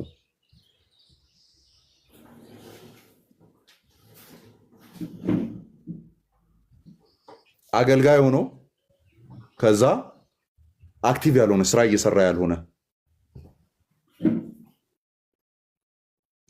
ኢቨን ያንን የአገልጋይነትን ማብራሪያ ኢየሱስ ክርስቶስ እግር በታጠበበት ምዕራፍ ውስጥ በማዕድ የተቀመጠው ነው ወይስ መጥቶ እያስተናገደ ያለው ነው አገልጋይ የሚል ነገር አውርቷል አይደል? ስለዚህ አገልጋይነት ማለት አክቲቭሊ ኢንጌጅ የምታደርገው የሆነ ነገር አለ ማለት ነው። እኛ ምልጃ ብለን የምንጠራው እሱን ነው። እሱ የለም ነው ክርክሩ። በኦርቶዶክስ ሳይድ የለም። በቃ ጨርሷል ምናምን ተቀምጧል ነው። ኖ እያገለገለ ነው ይላል ዕብራውያን ምዕራፍ 8። እሱን አገልግሎት ነው ምልጃ ብለን እየጠራን ያለ ነው። ደሙን ይዞ ገብቷል በእጅ ያልተሰራች የእውነተኛይቱ ድንኳን ምሳሌ በምትሆን ውስጥ በዚያች አገልጋይ ነው። ትላንት አንድ ታችን ጠይቃኝ ስልክ ደውላ እሱን እየመለስኩላት ነበር። አይ ቲንክ ለጓደኛዋ ነው የፈለገችውና በዕለተ ዓርብ አልጨረሰም ወይ አልፈጸመውም ወይ ከዛ በኋላ ምናምን እንዴት ልናስብ እንችላለን? መስቀል ላይ አልጨረሰውም ወይ ነው። አንደኛ መጽሐፍ ቅዱስ ላይ መስቀል ላይ ምልጃ ጨርሷል የሚል የመጽሐፍ ቅዱስ ክፍል የለም። ሁለተኛ የብሉይ ኪዳን ክህነትን ፓራላል አድርገን ስናመጣ ቅድስተ ቅዱሳን ከመገባቱ በፊት ነው መስዋዕት የሚቀርበው አይደል? አደባባይ ላይ ማለት ነው። ከዛ እዛ ጋር የቀረበው መስዋዕት ደም ነው ይዞ አይደለ ሊቀ ካህናቱ ወደ ውስጠኛው ክፍል የሚገባው ወደ ቅድስተ ቅዱሳን። ያ ይዞ መግባቱ አክት ነው አይደለ ምልጃ ተብሎ የሚጠራው። እዛ ጋር አሁን ካህናቱ ቁጭ ብድግ ይላል የሚል አለ ብሉይ ኪዳን ላይ። እንደው 12ቱን ነገድ እኔ ሌዊ ነገድ ነኝ የኔን ነገድ ጨምሮ የነ ዛብሎንን የነ ኒፍታሌምን የነ ሮቤልን የለ ሌሎችንም ምን በል ይቅር በላቸው እያለ ቁጭ ብድግ ይላል ወይ? አይልም። ደሙን ይዘው መግባቱ ኢዝ አን አክት ኦፍ ኢንተርሴሽን አይደለ? እዛ ቦታ ላይ መገኘቱ ኢንተርሴሽን ነው። ደን እዛ ቦታ ላይ ምን ሆኖ ነው ያለው ሲባል ገብቶ ማለት ወደ ቅድስተ ቅዱሳን መግባቱ ስሙ ምን ብለን ነው የምንጠራው? አገልግሎት አይደለ? ለህዝቡ የሆነ አገልግሎት። ያንን ነው ዕብራውያኑ ጸሐፊ በዚያች በእጅ ያልተሰራች መቅደስ ውስጥ ምንድን ነው ብሎ እየጠራ ያለው? አገልጋይ ነው። ምኑን ነው ይዞ የገባው? ያንን ዕለተ ዓርብ የተሰራውን ያንን እንደሚይዞ ነው የገባው። የብሉይ ኪዳኑስ እዛ አደባባይ ላይ የታረደውን የበጉን እንደሚይዞ ነው የገባው። ስለዚህ ምልጃ ራሱ ኢሚዲየትሊ የሚቀጥለው ከመስቀል በኋላ ነው ማለት ነው። ቅድስተ ቅዱሳን ላይ ያለውን ያንን ተቀባይነት እንዲኖሩ የሚያደርገው ውስጠኛው ክፍል ውስጥ የሚደረገውን አገልግሎት ኢፌክቲቭ የሚያደርገው ኦልሬዲ ፊት ለፊት አደባባይ ላይ መስዋዕቱ ኦልሬዲ መቅረብ አለበት። ስለዚህ የቀራንዮ ስራ ምልጃን የሚያስቆም ሳይሆን ምልጃን መርቆ የሚያስጀምር ነው። መርቆ የሚያስጀምር ነው። ታዲያ ደሙን ሳታርድ ምንድነው በጉን ሳታርድ ደም ይዘህ እንዴት ትገባለህ? ታዲያ ኢየሱስ ክርስቶስ ካልታረደልን እንዴት ነው ወደ ቅድስት የሚገባው ደሙን ይዞ? ስለዚህ ሊቀ ካህናቱ ደምን ይዞ ሲገባ ምን ብለን እንጠራዋለን? ያለው አን አክት ኦፍ ኢንተርሴሽን ምልጃ እየተደረገ ነው። ደሙ ምንን የሚወክል ስለሆነ የህዝቡን ኃጢአት የተደረገውን ኃጢአት እግዚአብሔርን የበደሉበትን ያንን ይቅርታን የሚጠይቅ ስለሆነ ስለኛ የሚማልደው ኦር ስለኛ አሁን የሚታይልን ሊታይልን ወደ ቅድስት ገባ ከተባለ ምን እንዲሆን ነው ጥያቄው። አልዳኑምና እንዲድኑ ነው። ኦኬ ያ መስዋዕት የሚቀርብላቸውና የሆን ኮፒር ቀን ላይ መስዋዕቱ የሚቀርብላቸው ሰዎች እስራኤል አልዳኑ አልተመረጡም። ህዝብ እንዲሆኑ ነው፣ ገና እንዲድኑ ነው አይደለም። ስለዳኑ ህዝብ ስለሆኑ መርጦ ስላመጣቸው በዛ ህዝብ መካከል ነው እየተደረገ ያለው። እኛም ስለዳንን ስለተመረጥን የእሱ ወገን ስለሆንን መሀል ቤት ላይ ግን የመጣ ድምፅ ነው። ጆ አንተ ጋር ነው ያ። ስለዚህ እኛ ለዳንን ለተመረጥን ለሰበሰበን ህዝቡ ገንዘቡ ላደረገን ለእኛ ነው ምልጃ ሲጀመር። ልክ እስራኤል ቤት ውስጥ ከግብፅ ምድር ለወጡ ህዝቤ ገንዘቤ ያላቸው የመረጣቸው የክህነት የቤተ መቅደስ ስርዓት ለሰጣቸው ለነሱ ምን ይደረጋል? በዚያ አንድ ዓመት ጊዜ ውስጥ ለሆነው ነገር ለእያንዳንዱ ኢቨን ካህኑም እንደሚያደርግ እናውቃለን አይደለ? 6 ድንጋዮች 12 ድንጋዮች እዚህ ደረቱ ላይ አድርጎ ነው የሚገባው 12ቱን ነገዶች ወክሎ ማለት ነው። ደን ታቦቱ ፊት ነው የሚቆመው። ታቦቱ ደግሞ እግዚአብሔርን መገኘት ነው የሚያሳየው። ስለዚህ በእግዚአብሔር ፊት ይቆማል ሊቀ ካህናቱ። ያንን ኢሜጅ ነው ዕብራውያኑ ጻፊ ይዞ የገባው አይደለ? በአብ ፊት ሊታይልን ሲል የሊቀ ካህናቱን የብሉይ ኪዳኑን ያስታውሱታል። ድንጋዮቹን እዚህ ጋር አስቀምጦ 12ቱን ነገዶች ይዞ እየታየ እንደሆነ ማለት ነው። ልክ እንደዛ የመረጣቸውን ያዳናቸውን ህዝቤ ያላቸውን መልኩንና እርሱን እንዲመስሉ የጠራቸውን እነሱን ይዞ ፊት ለፊት ይገባል። የብሉይ ካህኑ ታቦቱ ፊት፣ ይሄኛው አባቱ ፊት፣ ያኛው አባቱ ፊት ማለት ነው። ስለዚህ እንትንን የምናወራበት አይደለም ነው። ይሄ ምልጃ ቀርቷል ወይም የለም ብለን የምናወራበት አይደለም። ይሄ የምናወራበት አይደለም። ስለዚህ ምልጃ ራሱ ከመስቀሉ በኋላ የሚቀጥል ነው። ያ ኦፊሻል የሆነ የሊቀ ካህናት ምልጃ የሚጀምረው ከቀራንዮ በኋላ አይደለም፣ ሊያስቆመውና ሊጨርሰው ማለት ሶ ያንን ቁጭ ብድግ በማለት ይሰራል ወይ አይሰራም? ሲጀመር ቁጭ ብድግ እንዳይል የሚያደርገው ምንድነው ሲባል ኢየሱስ ክርስቶስን ከሙታን ማስነሳቱ ነው። ባይዘው ለምን መስዋዕቱ እንከን ቢኖርበት ኖሮ እዛው ነበር የሚያስቀረው የነበረው፣ ከሙታን አያስነሳውም ነበር። ኦኬ በጉ እንከን የሌለበት ስለሆነ የኃጢአትን ዕዳ ከከፈለ በኋላ ኖ አንተ ንጹህ በግ ነህ ብሎ መልሶ አንስቶታል። ስለዚህ ተቀባይነት ያለውን መስዋዕትነት እንዳደረገ ማረጋገጫው ኢየሱስ ክርስቶስን ከሙታን በማስነሳቱ ነው። ታዲያ ተቀባይነት ካለው አሁን ለምንድን ነው ቁጭ ብድግ የሚለው? አይልም። ግን እኔ አሁን ለምደክምበት፣ እኔ አሁን ኃጢአት ለማደርግበት፣ እኔ አሁን በማወቅም ባለማወቅም ለማደርጋቸው ከአባት ጋር ያለኝ ቁርኝነት እንዳይበላሽ፣ ከአባት ጋር ያለኝ ቤተሰባዊ ህብረት እንዳይበላሽ የኢየሱስ ክርስቶስ አሁናዊ ምልጃ ስራውን ይሰራል ማለት ነው። ከአባቴ ጋር እየታረኩ እንዲሄድ ያደርገኛል። ሴት በደሙ በኩል የሆነ የሚለው ሳይረሳ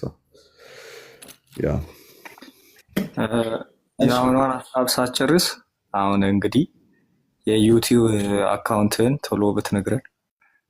አፖሎጊያ ነው ይሄኛው፣ ጽሁፌ ነው ያለው። በአማርኛ ስላለ ታገኙታላችሁ። የኔ ፎቶ ነው ያለበት።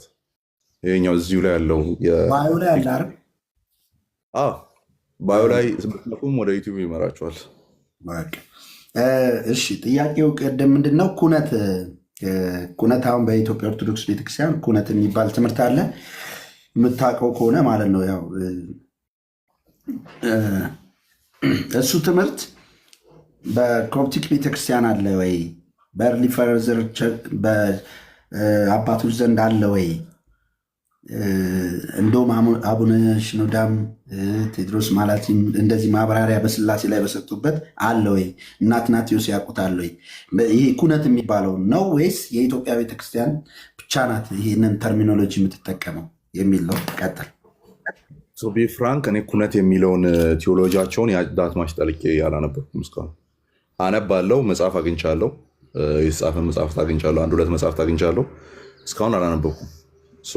መቀላቀል ነው የሚሆንብኝ ማላውቀውን ነገር ካወራሁ። በጣም አሪፍ ተባረክ። አማኒ ኤፊ ነው የሚለው ኤፊ የሚባለው ከታች ልወጣ ነው። አንድ ሰው ላስተናግድና ይበቃኛል። ያላበኝ ነው፣ ሙቀት አለ ባይዞ ያለሁበት ቦታ። ፋኑን ከከፈትኩ ይጮሃልና ለዛ ነው። እሺ ሰላም አማን፣ እንዴት ነህ?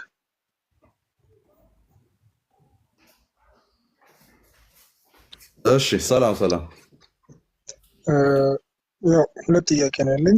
የመጀመሪያው ምንድነው ዘ ዶክትሪን ኦፍ ትሪኒቲ ላይ ማለት ነው።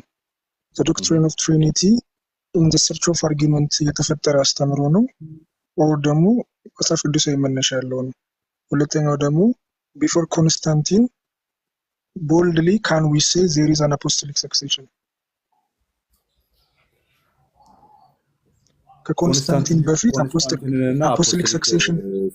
አፖስቶሊክ ሰክሴሽን አለ ብለን ቦልድሊ መናገር እንችላለን ወይ? ሁለተኛው ምን አገናኘው ኮንስታንቲንን እና አፖስቶሊክ ሰክሴሽን? ምኑ ነው የሚያገናኘው? ኦኬ ለምሳሌ ከዛ በፊት ለምሳሌ አሁን የክርስትና አስተምሮ በአፖስቶሊክ ሰክሴሽን ነው የመጣው ተብሎ ብዙ ጊዜ ይነገራል አይደለ? ቆይ እስቲ ተርሚኖሎጂዎችን እንስማማ መጀመሪያ። አፖስቶሊክ ሰክሴሽን ማለት ነው? አፖስቶሊክ ሰክሴሽን ማለት ከሐዋርያቱ ግን ያው በቅብብሎሽ የመጣ አስተምሮ ማለት ነው። አስተምሮም ብቻ አይደለም ባይዞ ፐርሰኖችም ጭምር ይካተቱበታል። እሺ ነው እስከ አስተምሮች በሚለው ያው ያንንም ኢንክሉድ አድርጌ ነው የጠየቁ።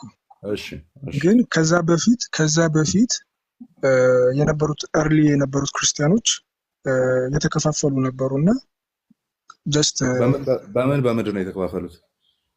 ለምሳሌ ኢቦናውያን ነበሩ፣ ሜርሲያዊ መርቆራውያን ነበሩ፣ ክርስቲያኖች ነበሩ ተብሎ ሪኮግናይዝ የተደረጉት የቱ ጋር ነው?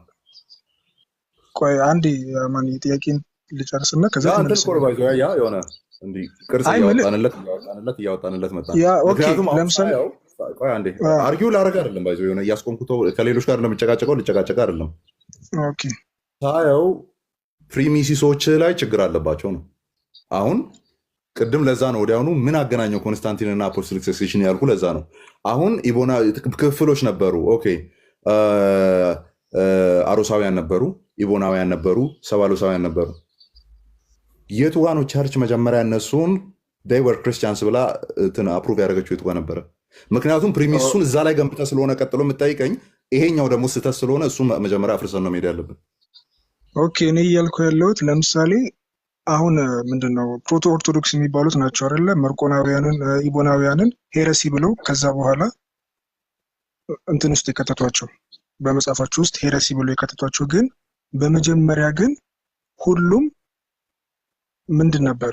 አሴ ክርስቲያን ነበር። ወይም ደግሞ ማለት ለምሳሌ አሁን ከኢቦናውያን ወይም ምንድነው መርቆራውያን ከፕሮቶ ኦርቶዶክስ መርጅ አድርገው የወጡ አይደሉም፣ አፈንግጠው የወጡ ሳይሆን ሁሉም በየራሳቸው ምን ነበሩ? ለምሳሌ ኢቦናውያን የአይሁድ ክርስቲያኖች ነበሩ።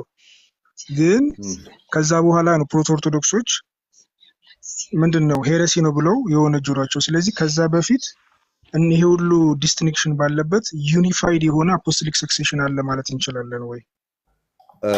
እኔ ደግሞ እያልኩ ያለሁት ፕሮቶ ኦርቶዶክሶች መጥተው ወይም በዛ በኩል ኦርቶዶክሲውን ይዘናል ያሉ ሰዎች መጥተው እስከወነጀሏቸው ድረስ they were accepted like ክርስቲያንስ የሚል ማስረጃ አምጣ። የለም። ከየት ማታመጣ? ኮንቴምፖራሪ እንትን ናቸው ጥለኛ ሆኖ ነው የወጡት። ዶክትሪናል ዋይዝ ኮንቴምፖራሪ ጥለኛ ሆኖ ነው የወጡት እንጂ አማኒ ከየት ነው የወጡት? የት ነው? እሺ አትበለኛ አንተን አይደል አርጊመንቱን ያመጣው። አርጊመንቱን ካመጣ በጣም የደረጃ አርጊመንት ነው ማምጣት ያለብን። ስለዚህ እንደ ክርስቲያን አክሴፕትድ ሆኖ ኖሮ መጡና ከዛ በዚህ በኩል ሞር ክርስቲያኒቲ ቼኑን ይዘናልና ኦርቶዶክሲውን ይዘናል ያሉ ሰዎች ናቸው እነሱን ያወገዟቸው እንጂ they are accepted አፖስቶሊካሊ ሰክሲድ እያደረገ የመጣ ቲቺንግ ይዘዋል። ባይዞ እሱንም ዲፋይን ማድረግ አለብህ። ገና ትክክል አይደለም the way you defined it። ግን ትምህርት በሚለው እንውሰድና ከዛ እነዚህ ኋላ ላይ መጥቶ ፕሮቶ ኦርቶዶክስ በሆኑቱ ከመወንጀላቸው በፊት ያንን ሰክሲድ እያደረገ የመጣውን ነገር ይዘው ነበረ። Do you have any evidence for that? ኦኬ እሺ የኔ ኤቪደንስ ማለት ነው ለምሳሌ ከዛ በፊት ብዙ አለመታገል ማለት ነው። ቆይ አይደለም ገለን ነው ማለፍ ያለብን። Give me a single evidence that Marcionites ሰባሎሳውያን Arians they have that line of ወደ ኋላ የሚመዘዝ ኋላ ላይ ግን የመጡ ትክክለኛ ኦርቶዶክሲ ይዘናል ያሉ ሰዎች እንዳወገዟቸው የሚያሳይ I want a reference and evidence, book, page number and the writer. Give me. Okay. ለምሳሌ አሁን ኢራኔስ ዘ ቡክ ኦፍ ሄረሲ ላይ ለምሳሌ ኖስቲካውያን ለምሳሌ ማነው ቱርቱሊያን ለምሳሌ ስለ መርቆሪዮን ቱርቱሊያን ነው በደንብ ጽፎልን የምናገኘው። ከዛ በኋላ ግን ስለ ኖስቲኮች ለምሳሌ አሁን የምናገኘው በስፋት ኢራኔስ ዘ ቡክ ኦፍ ሄረሲ ላይ በደንብ በስፋት አስቀምጧል። ግን ከዛ በኋላ ደግሞ በግብጽ በናግ ሐማዲ የተገኘ የኖስቲክ ጎስፕል አለ ቡክ ነምበር እና ስለዚህ አይደለም እሱ ጋርም እየሄደልኝ አይደለም። አንደኛ ቡክ ኦፍ ሄረሲ ሳይሆን አጋንስት ሄረሲ ነው። ሁለተኛው ግን የምታመጣልኝ ምን መሰለህ የጠየቅኩ ነገሩን ቶሎ ለመግደልና ወደ ሁለተኛው ሀሳብ አንተ ወደ አነሳው ሀሳብ ለመሄድ ያ አጋንስት ሄረሲ ላይ ገባና እነዚህ ማርሲዮናይቶች እሱ ሞር ኦፍ ኖስቲኮች ላይ ነው የጻፈው thus Gnostics were Christians from the beginning of apostolic era. now እኛ ትክክለኛውን ላይን ክሌም አድርገናልና you are heretic ብሎ ያወራበትን በትክክል ማለት ነው።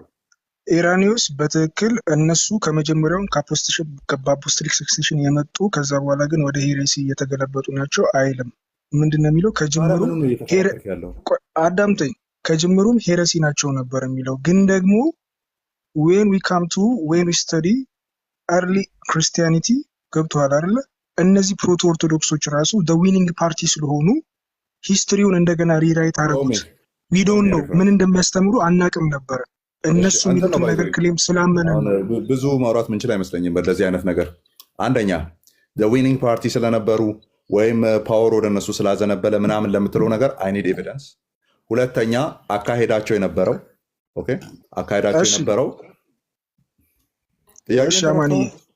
እነዛ ኖስቲኮቹ ወር አክሰፕትድ ክርስቲያንስ ከጅምሩ የሚል ኤቪደንስ። አለዛ ምን እያረክን ያለው የሆነ ውሸት ላይ የሆነ ፕሪሚሲስ ገነባና ያንን መልሶ ሪፊት ለማድረግ እየታገልክ ያለ ነው የሚሆነው። ጥያቄን እንደሱ ገብቶኛል። አማን ጥያቄ ገብቶኛል። ኖስቲኮቹ አዘ ክርስቲያን ሪኮግናይዝ ተደርጎ የነበሩበትን ዘመን የሚያሳይ ሬፈረንስ ደን እነዚህ ደግሞ ፌቨር ስለተደረገላቸው በፓወር በኩል ፌቨር ስለተደረጉ ኦርቶዶክሲ ፌቨር ስላደረገላቸው ነው ይሄኛው ተቀባይነትን አግኝቶ ቀጥሏል የሚል ሲንግል ኤቪደንስ። አንተ ይሄን የሚያክል ትልቅ ክሌም አምታ አንድ ማስረጃ አታመጣም? እየነገርኩ እኮ ነው። ምናልባት አንዴ ከተደምጠኝ ሌላ የሚነበብ ነገር ንገረኝ። አንተማ እኮ ውሸት ነው እያወራ ያለው። ቶታሊ ጭንቅላት የፈጠረው ነው እያነበብክ ያለው ብልህ ምንድነው የምታመጣው? ጭንቅላት የተፈጠረውን እያነበብኩኝ ሳይሆን ለምሳሌ አሁን ኦኬ መጽሐፍ ከፈለክ ልነግርህ እችላለሁ። ለምሳሌ የዎልተር ባርን መጽሐፍ ላነሳልህ እችላለሁ። ለምሳሌ ሄረሲና ኤርሊ ኦርቶዶክስ ላይ ክፈትና በትልቁ ላይ አድርገው አሁን የምናወራውን ነገር ካሜራ መክፈት አልችልም። ካሜራ መክፈት አልችልም። እኔ ያው ማለት ላይቭ መግባት ስለማልችል እኔ ንገረኝና የዎልተር ባርን ከፍትልሃለሁ። ችግር የለውም። መጽሐፉን ንገረኝ፣ እኔ ከፍትልሃለሁ። የዎልተር ባር ሄረሲን አርሊ ኦርቶዶክሲ። ኦኬ ጠብቅ። ገስ እንትን ላይ በፒዲኤፍ ነው በሃርድ ኮፒ? በሶፍት ኮፒ ነው እኔ ያነበብኩት። ማን ያልከኝ? ሄረሲ ኢን አርሊ ኦርቶዶክሲ ዎልተር ባር።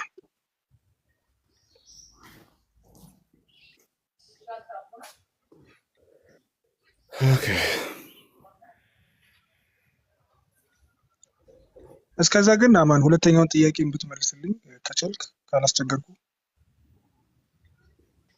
እሺ ትሪኒቲ ምን ነበር ያልከው? ትሪኒቲ ኢን ዘ ሰርች ኦፍ አርጊመንት የተፈጠረ አስተምሮ ነው ወይስ ደግሞ መጽሐፍ ቅዱሳዊ መነሻ ያለው ነው? አይደለም፣ አለ ባይብል ላይ ሁሉም ቦታ ላይ አለ። ባይሆን ሞር ኦርጋናይዝድ ሆነ።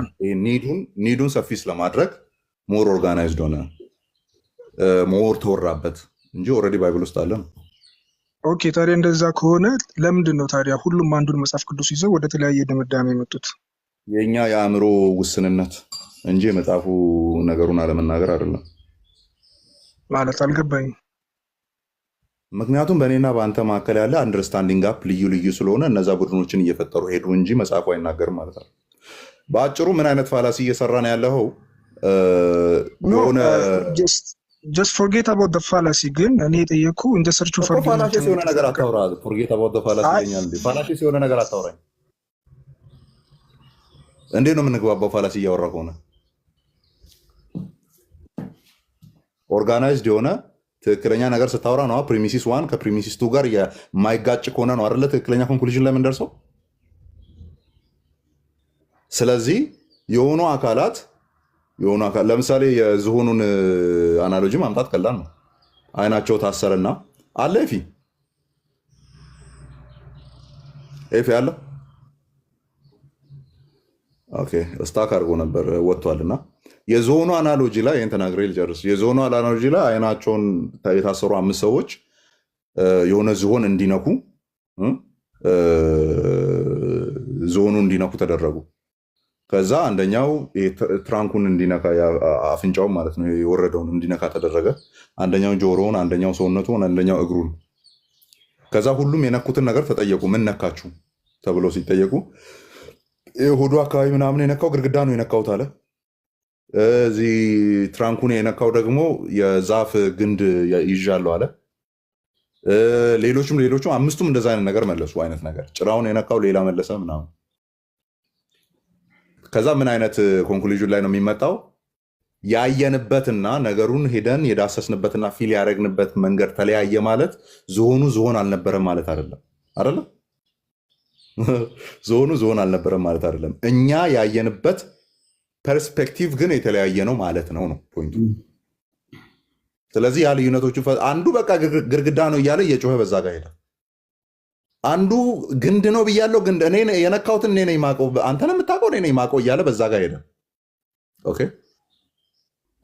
ስለዚህ እኛ የተለያየ አይነት እንትን ላይ ደረስን ማለት እዛ ጋር ያለውን ዋናውን ታሪኩን ይገለብጠዋል ማለት አለ። ቢያድግልኝ ኧረ ታሪኩን አበላሽተዋል ይላል። አደክ ቢያድግልኝ እንትኑ ካለ ልጁ መልስ እኮ ነው ኤፊ አስገቡት። ለእኔ እንትን እያለኝ ስለሆነ ነው። 1-2 ደቂቃ ልጠቀም። ባይዞ እንትን ነው ቁርስ ያልበላው ሰውዬ ምሳሌ በላይ አብረን እንበላለን። መጽሐፉን ከፍቼ በኋላ ሄደ። እንትኑን እኮ የለ ምዕራፉን ቁጥሩ ምናምን እኮ አልነገረህም ራሱ። ኦኬ እሺ፣ አግኝተዋል ግን አሁን መጽሐፉን ከፍቼ ያለው ግን ፔጁን ስላልነገረ ምንም ማድረግ አይቻልም። እሱን እኮ ነው የምልህ። ካለ አስገቡት፣ ካለ አስገቡት። እስኪ ማልኮምን አስገቡት። በጣም አሪፍ ጥያቄ ጠየቀ ይመስላል። እና ማልኮም ግባ ላክ። ማልኮም ኤክስ እና ማልኮም ኤክስ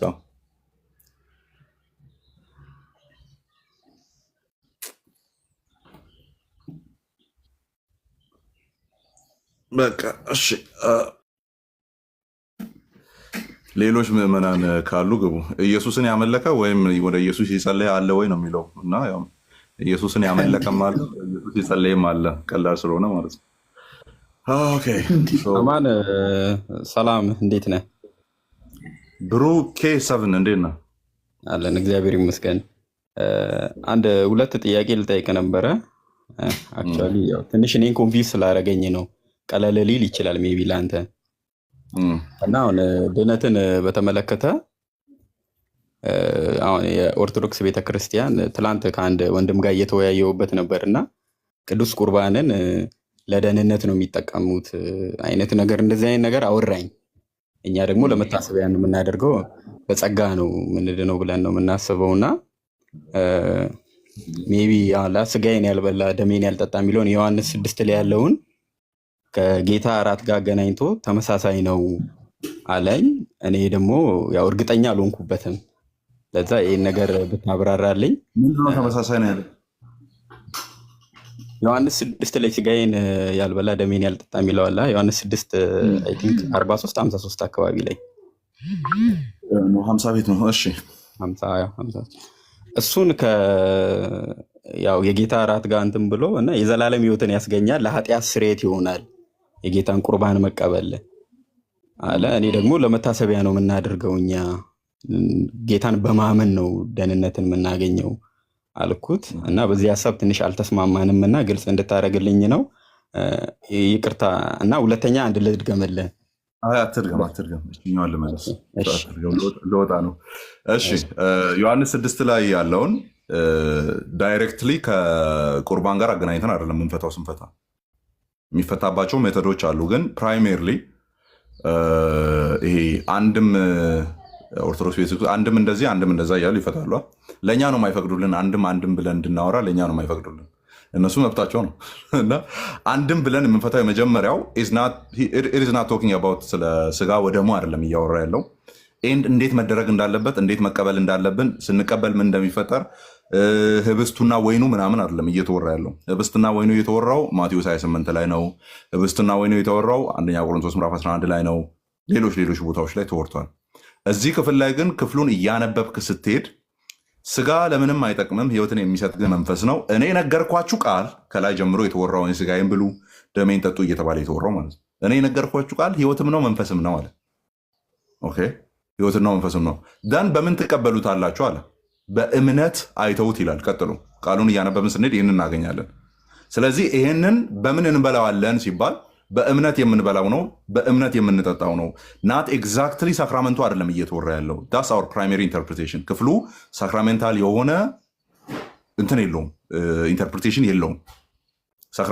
ሳክራሜንታል የሆነ ብለን የምናነስባቸው ቦታዎች አሉ። ማቴዎስ 1 ቆሮንቶስ ላይ ቀጥታ የምናነሳበት ማለት ነው። ስለዚህ እኛ ምን ብለን ነው የምናምነው? ያንን ነገር ስናደርግ ስናደርግ ቢያድግልኝ አንተ እኮ እስካሁን አላደግክም። ኮሜንት አታርግ፣ ውጣ ከዚህ ይረብሻል። ታውቃለህ፣ ምንም ነገር ሲወራ መሀል ላይ ይመጣ ይረብሻል። እኛ ምን ብለን ነው ታዲያ ሳክራመንቱን የምናስበው ሲባል ግሬስን ኮንቬ ያደርጋሉ ብለን እናምናለን። ኦኬ ግሬስን ኮንቬ በእምነት ነው አይደለ እየወሰድን ያለ ነው። በእምነት እየወሰድን ያለ ነው። በእምነት ስንወስድ ምን እያልን ነው? ምልክት ነው። ቅድም ብለሃል፣ አይ ቲንክ እንደ ሲምቦል ብለሃል። እና እሷ ነገር በጣም አደገኛ ናት። በተለይም አይ ቲንክ ፔንቴኮስታሊዝም ያመጣው አንደኛው ትልቁ ጣጣ ብዬ ማስበው እሱ ነው። በኢትዮጵያ ኮንቴክስት ትልቁ አደገኛ ነገር ብዬ ማስበው ይህ ሜር ሲምቦሊዝምን አይዲያ በደንብ ፕሮፓጌት እንዲያደርግ በኢትዮጵያ ኮንቴክስት ነው ባይዘ ፕሮፓጌት እንዲያደርግ ያደረገው እሱ ነው እንጂ ክላሲካል ፕሮቴስታንቲዝም ወይም እነዚህ ኮንፌሽናል የሆኑ ወደኋላ የሚመዘዙቱ አንድም ቦታ ላይ ሲምቦል ብለው አውርቶ አያውቁም። ሲምቦል ብቻ ነው ብለው አውርቶ አያውቁም።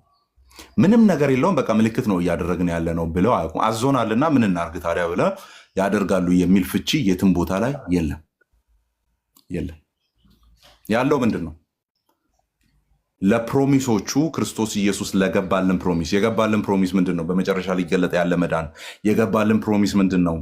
የኃጢአት ይቅርታ ጀስት የምናደርጋቸው ኃጢአቶች አንደኛው ዮሐንስ ላይ ያለው ማለት ነው። ብንናዘዝ ኃጢአታችንን ይቅር ሊለን የታመነና ጻድቅ ነው የሚለው ቃል የገባልን ምንድን ነው? እንደዚህ ብታደርጉ እነዚያ በሙሉ ማህተም ሆኖ የሚቀመጡት በእነዚህ ሳክራመንቶች ነው። ኦኬ ሹር የሆነ ፕሌጅ ነው ይላል ሉተር ሲናገር። ሹር ፕሌጅ ነው ወይም እውነተኛ የሆነ መለማመኛ ነው እንደማለት ነው። ካልቪን ጽሑፎች ላይም ይህንን ነው የምታየው። ስለዚህ ስጋና ደሙን ስንወስድ ምልክት አይደለም እየተገበርን ያለ ነው። ምንን እየተገበርን ያለ ነው? እነሱ የሚያስተላልፉትን ያንን እውነተኛውን ነገር እያገኘን ያለ ነው እያልን ያለ ነው። ኦኬ እውነተኛውን ነገር እያገኘ ምንድን ነው እነዛ ነገሮች የሚናገሩት? ምንን ነው ቃል የገቡልን? ስለዚህ ኢንስትሩሜንታሊ ያ እየወሰድን ያለነው እንጀራ ወይም ህብስት ብለን የምንጠራው ወይኑ ወይም ደም ብለን የምንጠራው እሱ ኢንስትሩሜንታል ኤፊኬሲ አለው ብለን አናምንም ነው ፖይንቱ። እሱ ነው ያንን ስጠጣ ያ የምጠጣው ነገር ነው ህይወትን እየሰጣኝ ያለው ብለን አናምንም። የትኛውም የፕሮቴስታንት ኮንፌሽናል ዲኖሚኔሽኖች ውስጥ ሄደ ፈልግ አታገኝም እንደዚህ አይነት ነገር። ያ የነከስኩት ነገር መነክሼ በመብላቴ ነው የዘላለምን ህይወት እያገኘው ያለሁት የሚል እምነት ፕሮቴስታንት ውስጥ የለም። ምንድን ነው ያለው? እየበላሁት ያለሁት ግን ያ እሱ እየጠጣሁት ያለሁት ያ እሱ የሚያስተላልፈው ወይም ቃል የተገባለትን ያንን እውነት እየተቀበልኩ እንደሆነ ሹር የሆነ ማረጋገጫ ነው። እውነተኛ የሆነ ማረጋገጫ ነው። ስለዚህ ምልክት አይደለም ማለት ምንድነው? ምልክት ብቻ አይደለም ማለት። ምልክትማ ምልክት ነው። ምንን ለማግኘቴ? በዛ በኩል የኃጢአት ይቅርታን፣ በዛ በኩል ምን ፎርጊቭነስን፣ በዛ በኩል ጸጋን እያገኘው እንደሆነ ግን 100% ማረጋገጫ ነው። 100% ማረጋገጫ ነው። ነገርየው ነው ወይ ግን የሚፈጽመው ያንን ነገር አይደለም። ኮመን የሚያደርገን ደግሞ እሱ ነው። አንድ ላይ ኦኬ ኢንስትሩሜንታል ኤፊኬሲ ያለው ህብስቱ ላይ ነው አይደለም። ኢንስትሩሜንታል ኤፊኬሲ ቆይ በአማርኛ እንዴት ነው የሚባለው? ገቢራዊ የሆነ ነገሩን የመከሰት አቅሙ ያለው ማለት ነው። ለምሳሌ የኃጢአት ይቅርታ እናገኝበታለን ሲባል የኃጢአት ይቅርታን የማስገኘት ኦፕሬሽናል የሆነ የማድረግ አቅሙ ያለው ነገርየው ላይ ነው ወይ እዚህ ህብስቱ ላይ ነው ወይ ሲባል አይደለም። ምኑ ላይ ነው ያለው? በዛ በኩል ይተላለፋል ተብሎ የተገባው ፕሮሚሱ ላይ ነው ያለው፣ ቃል ኪዳኑ ላይ ነው ያለው። ስለዚህ ብራዘር ተሰብስበን ምልክት አይደለም እያደረግን ያለ ነው። ተሰብስበን ጸጋን እየተካፈልን ነው። የኃጢአት ይቅርታን እየተካፈልን ያለ ነው። ስፒሪቹዋል ኖሪሽመንት ኦኬ እየተካፈልን ያለ ነው። እየተካፈልን ያለ ነው። ስለዚህ ሲጀመር እንደ ቅድሙ ነው ባይዞ ስም ይለጥፉብንና በዛ ስም ነው መልሶ የሚከሱን። ምልክት ብቻ ነው ይላሉ፣ አይጠቅምም ይላሉ። የቱ ጋ ነው? ማን ያለው? እስቲ ኮንፌሽናል ፕሮቴስታንቶችን ሂድና ክሪዶቻቸውን ኮንፌሽኖቻቸውን ቼክ አድርግ። የቱ ጋ ነው ምልክትና ምልክት ብቻ እንደመሆኑ ብሎ ያስቀመጡት? የቱ ጋ ነው? የለም። ስለዚህ በዛ መልክ መታየት ይችላል። አይኖ እንትኑ ቴዎሎጂ በደንብ ቁጭ ብለህ ራስህ ካላነበብከውና እንደዚህ አይነት ሰዓት ላይ 5 እና 6 ደቂቃ ስላወራን የሚፈታ ነገር አይደለም። በደንብ ስታጠናው በደንብ ስታነበው እንዲህ ነበረ እንዲህ አባቶቻችን ያመኑት የሚለውን ነገር ታገኝበታለን። ኦኬ ታገኝበታለን። ሰላም ብያለሁ። አማን ምንድን ነው የሚያሮጥ ብራዘር? ኮሜንት ላይ ስትሮጥ ነበረ። በጣም ደክሞ እኮ ነው ያስገባው። እዚህ መጥተህ ገና አንድ ትንፋሽ ከመያዜ ሮጥ ካሁንም እና በቃ ጥያቄን አንብቤ ነው ያለው። ማልኮምን አስገባ ስለቸኮልኩ ነው ግን ይቅርታሽ። ጆ ኦልሬዲ ጥቅሶችን አንተ አስረዳው። በቃ ሐዋርያቱ ሰገዱለት የሚለው እዛ ጋር ያለው አምልኮ የሚል ቃል አመለኩት የሚል ስለሆነና ጸልዩ የሚለው ደግሞ ያው ወደ እኔ ጸልዩ እኔ እመልስላችኋለሁ የሚለው ዳትማች ኢዚ ስለሆነ ማለት ነው። ስለዚህ እንደዚህ መሮጥ የለብንም። ጥቅሶቹን ትፈልጋለህ ብራዘር? እኔ እንኳን ሌላ ጥያቄ ነበረኝ አማን። እሱም የምጠይቀኝ መስሎ ነው በጣም ቀላል ሲምፕል። ከሌሎች ጋር ቀጥል። እሱን አይቼ ነው ያስገባው። ሌላ ጥያቄ ካለ ከሌሎች ጋር መቀጠል ትችላለህ። ቴንክ ዩ። ሲምፕል ነች በጣም አማንዬ። ወይም ደግሞ ጆንን ልጠይቀው። በሉ ምዕመናን ጸጋና ሰላም ይብዛላቸው። እኔ ምግብ ልብላበት። በቃ ብላ ሙቀትም። ኧረ ቴንኪዩ በሉ። አማን ጌታ ኢየሱስ ይባርክ። በዚህ ሙቀት ውስጥ ቁጭ ብለህ ቁርስን ሳትበላ ከኛ ጋር በጣም ረጅም ሰዓት ስላረፈድክና ጥያቄዎችን እየመለስክ ስለነበር ጌታ ጸጋውን ያብዛል ማለት እንፈልጋለን። በደንብ ከልባችን ነው የምናመሰግነው ወዳጆች። አረም ቁርሱን ሳይበላ ሬዥው ነው። ስለዚህ መንፈሳዊ ነገር ስለሆነ የምንጠይቀውም እንዲገባን የምንፈልገው መንፈሳዊ ነገር ምን አይፈልግም መሰላችሁ?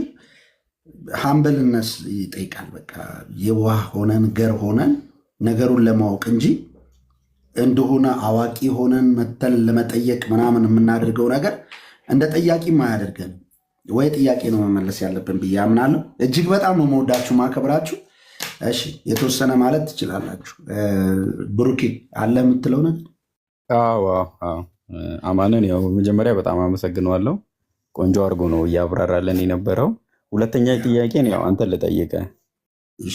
ለእኔ አክቹዋሊ እንግዳ ትምህርት ነው። ያው ብዙም እውቀቱ የለኝም በዚህ ዙሪያ እንድታብራራልኝ ነው። አንድ ትምህርት ሰማው እና ያው ቲክቶክ ላይ ነው የኦርቶዶክስ ሊቃውንት አስተማሪዎች ገብተው እያወሩ በብሉይ ኪዳን አንድም ሰው አልዳነም እና የዳዊት ካነሳው እንትን ጋር ጽድቃችን የመርገም ጨርቅ ሆኗል፣ አንድም ሰው ደህንነትን አላገኘም።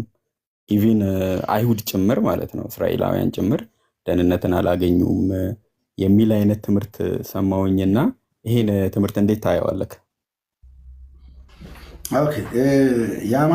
ዝም ብላችሁ ነው ያስወረዳችሁኝ እኮ ሳልጨርስ።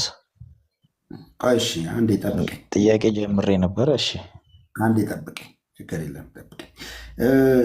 ኢየሱስ ክርስቶስ እንግዲህ የመጀመሪያው ጌታ ኢየሱስ ክርስቶስ ለእኛ መስዋዕት ለመሆን የተዘጋጀው ዓለም ከተፈጠረ በኋላ አይደለም።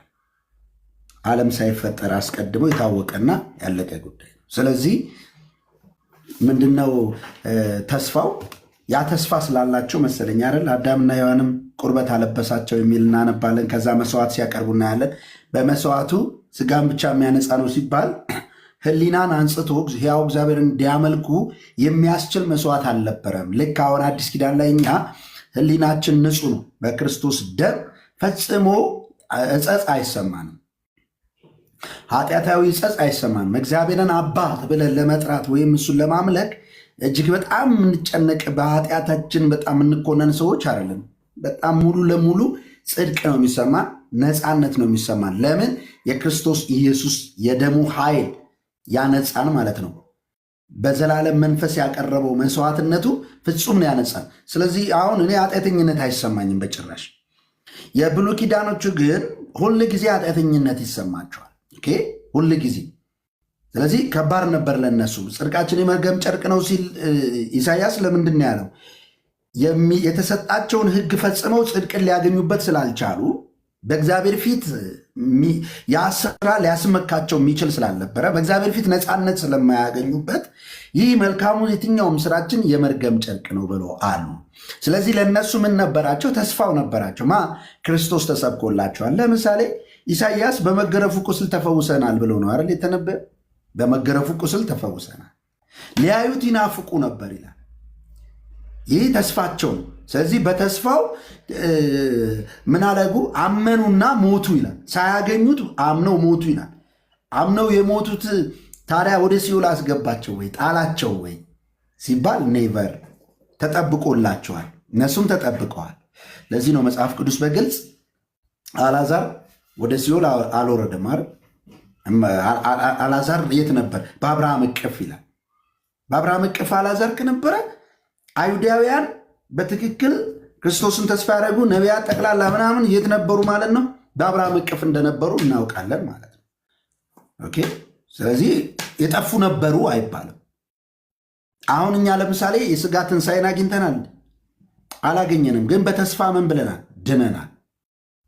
በተስፋ ምን ብለን ድነናል። ደሴም ማለት ልክ ክርስቶስ ኢየሱስ መስዋዕት ሲሆን ግን በሰማይ ያሉትም ሁሉም የሚነጻበት የክርስቶስ ደም ስለሆነ በአንድነት ያቺ የክርስቶስ መስዋዕትነት የሴሌብረትና የነፃነት ቀን ሆናለች ነው መጽሐፍ ቅዱስ የሚያስረዳን። ስለዚህ ጠፍተው ነበሩ፣ ሲኦል ነበሩ፣ ከሲኦል አወጣቸው የሚለው ነገር አያስኬድም አይልም መጽሐፍ። ኢየሱስ ሲኦል ወርዶ እና አብርሃምን አወጣ የሚል ነገር አለ መጽሐፍ ቅዱስ። እኔ የምለው ጆዬ አንድ ጠይቄ ቅድም ጀምሮ ቸኩዬ ስለነበረ የብሩኬን ጥያቄ ሰምቼ ለመውጣት ፈልጌ ነው። ተመለሰልን። ቆይ ሰምቼ ለመውጣት ፈልጌ ነው ስለቸኮልኩ። አው ጆ በጣም አመሰግናለሁ። ያው የወይ እሱን ስለቸኮለ መልስለትና የቀረ ካለ ታብራራልኛለህ። እስካሁን ባለው በጣም አመሰግናለሁ። እኔ የምለው ጆዬ አሁን እሰማለሁ። ትሰማለህ።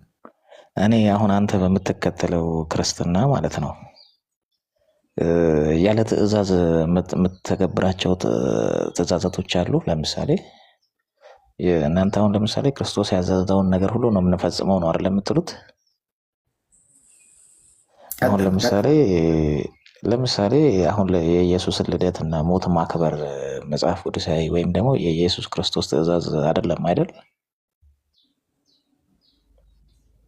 ቀጥል። ጥያቄውን እንደዚህ ጭምቅ አድርገህ አይ ጥያቄ ምንድን ነው? እኔ በራሴ ሰርች ሳረግ ኢየሱስ በህይወት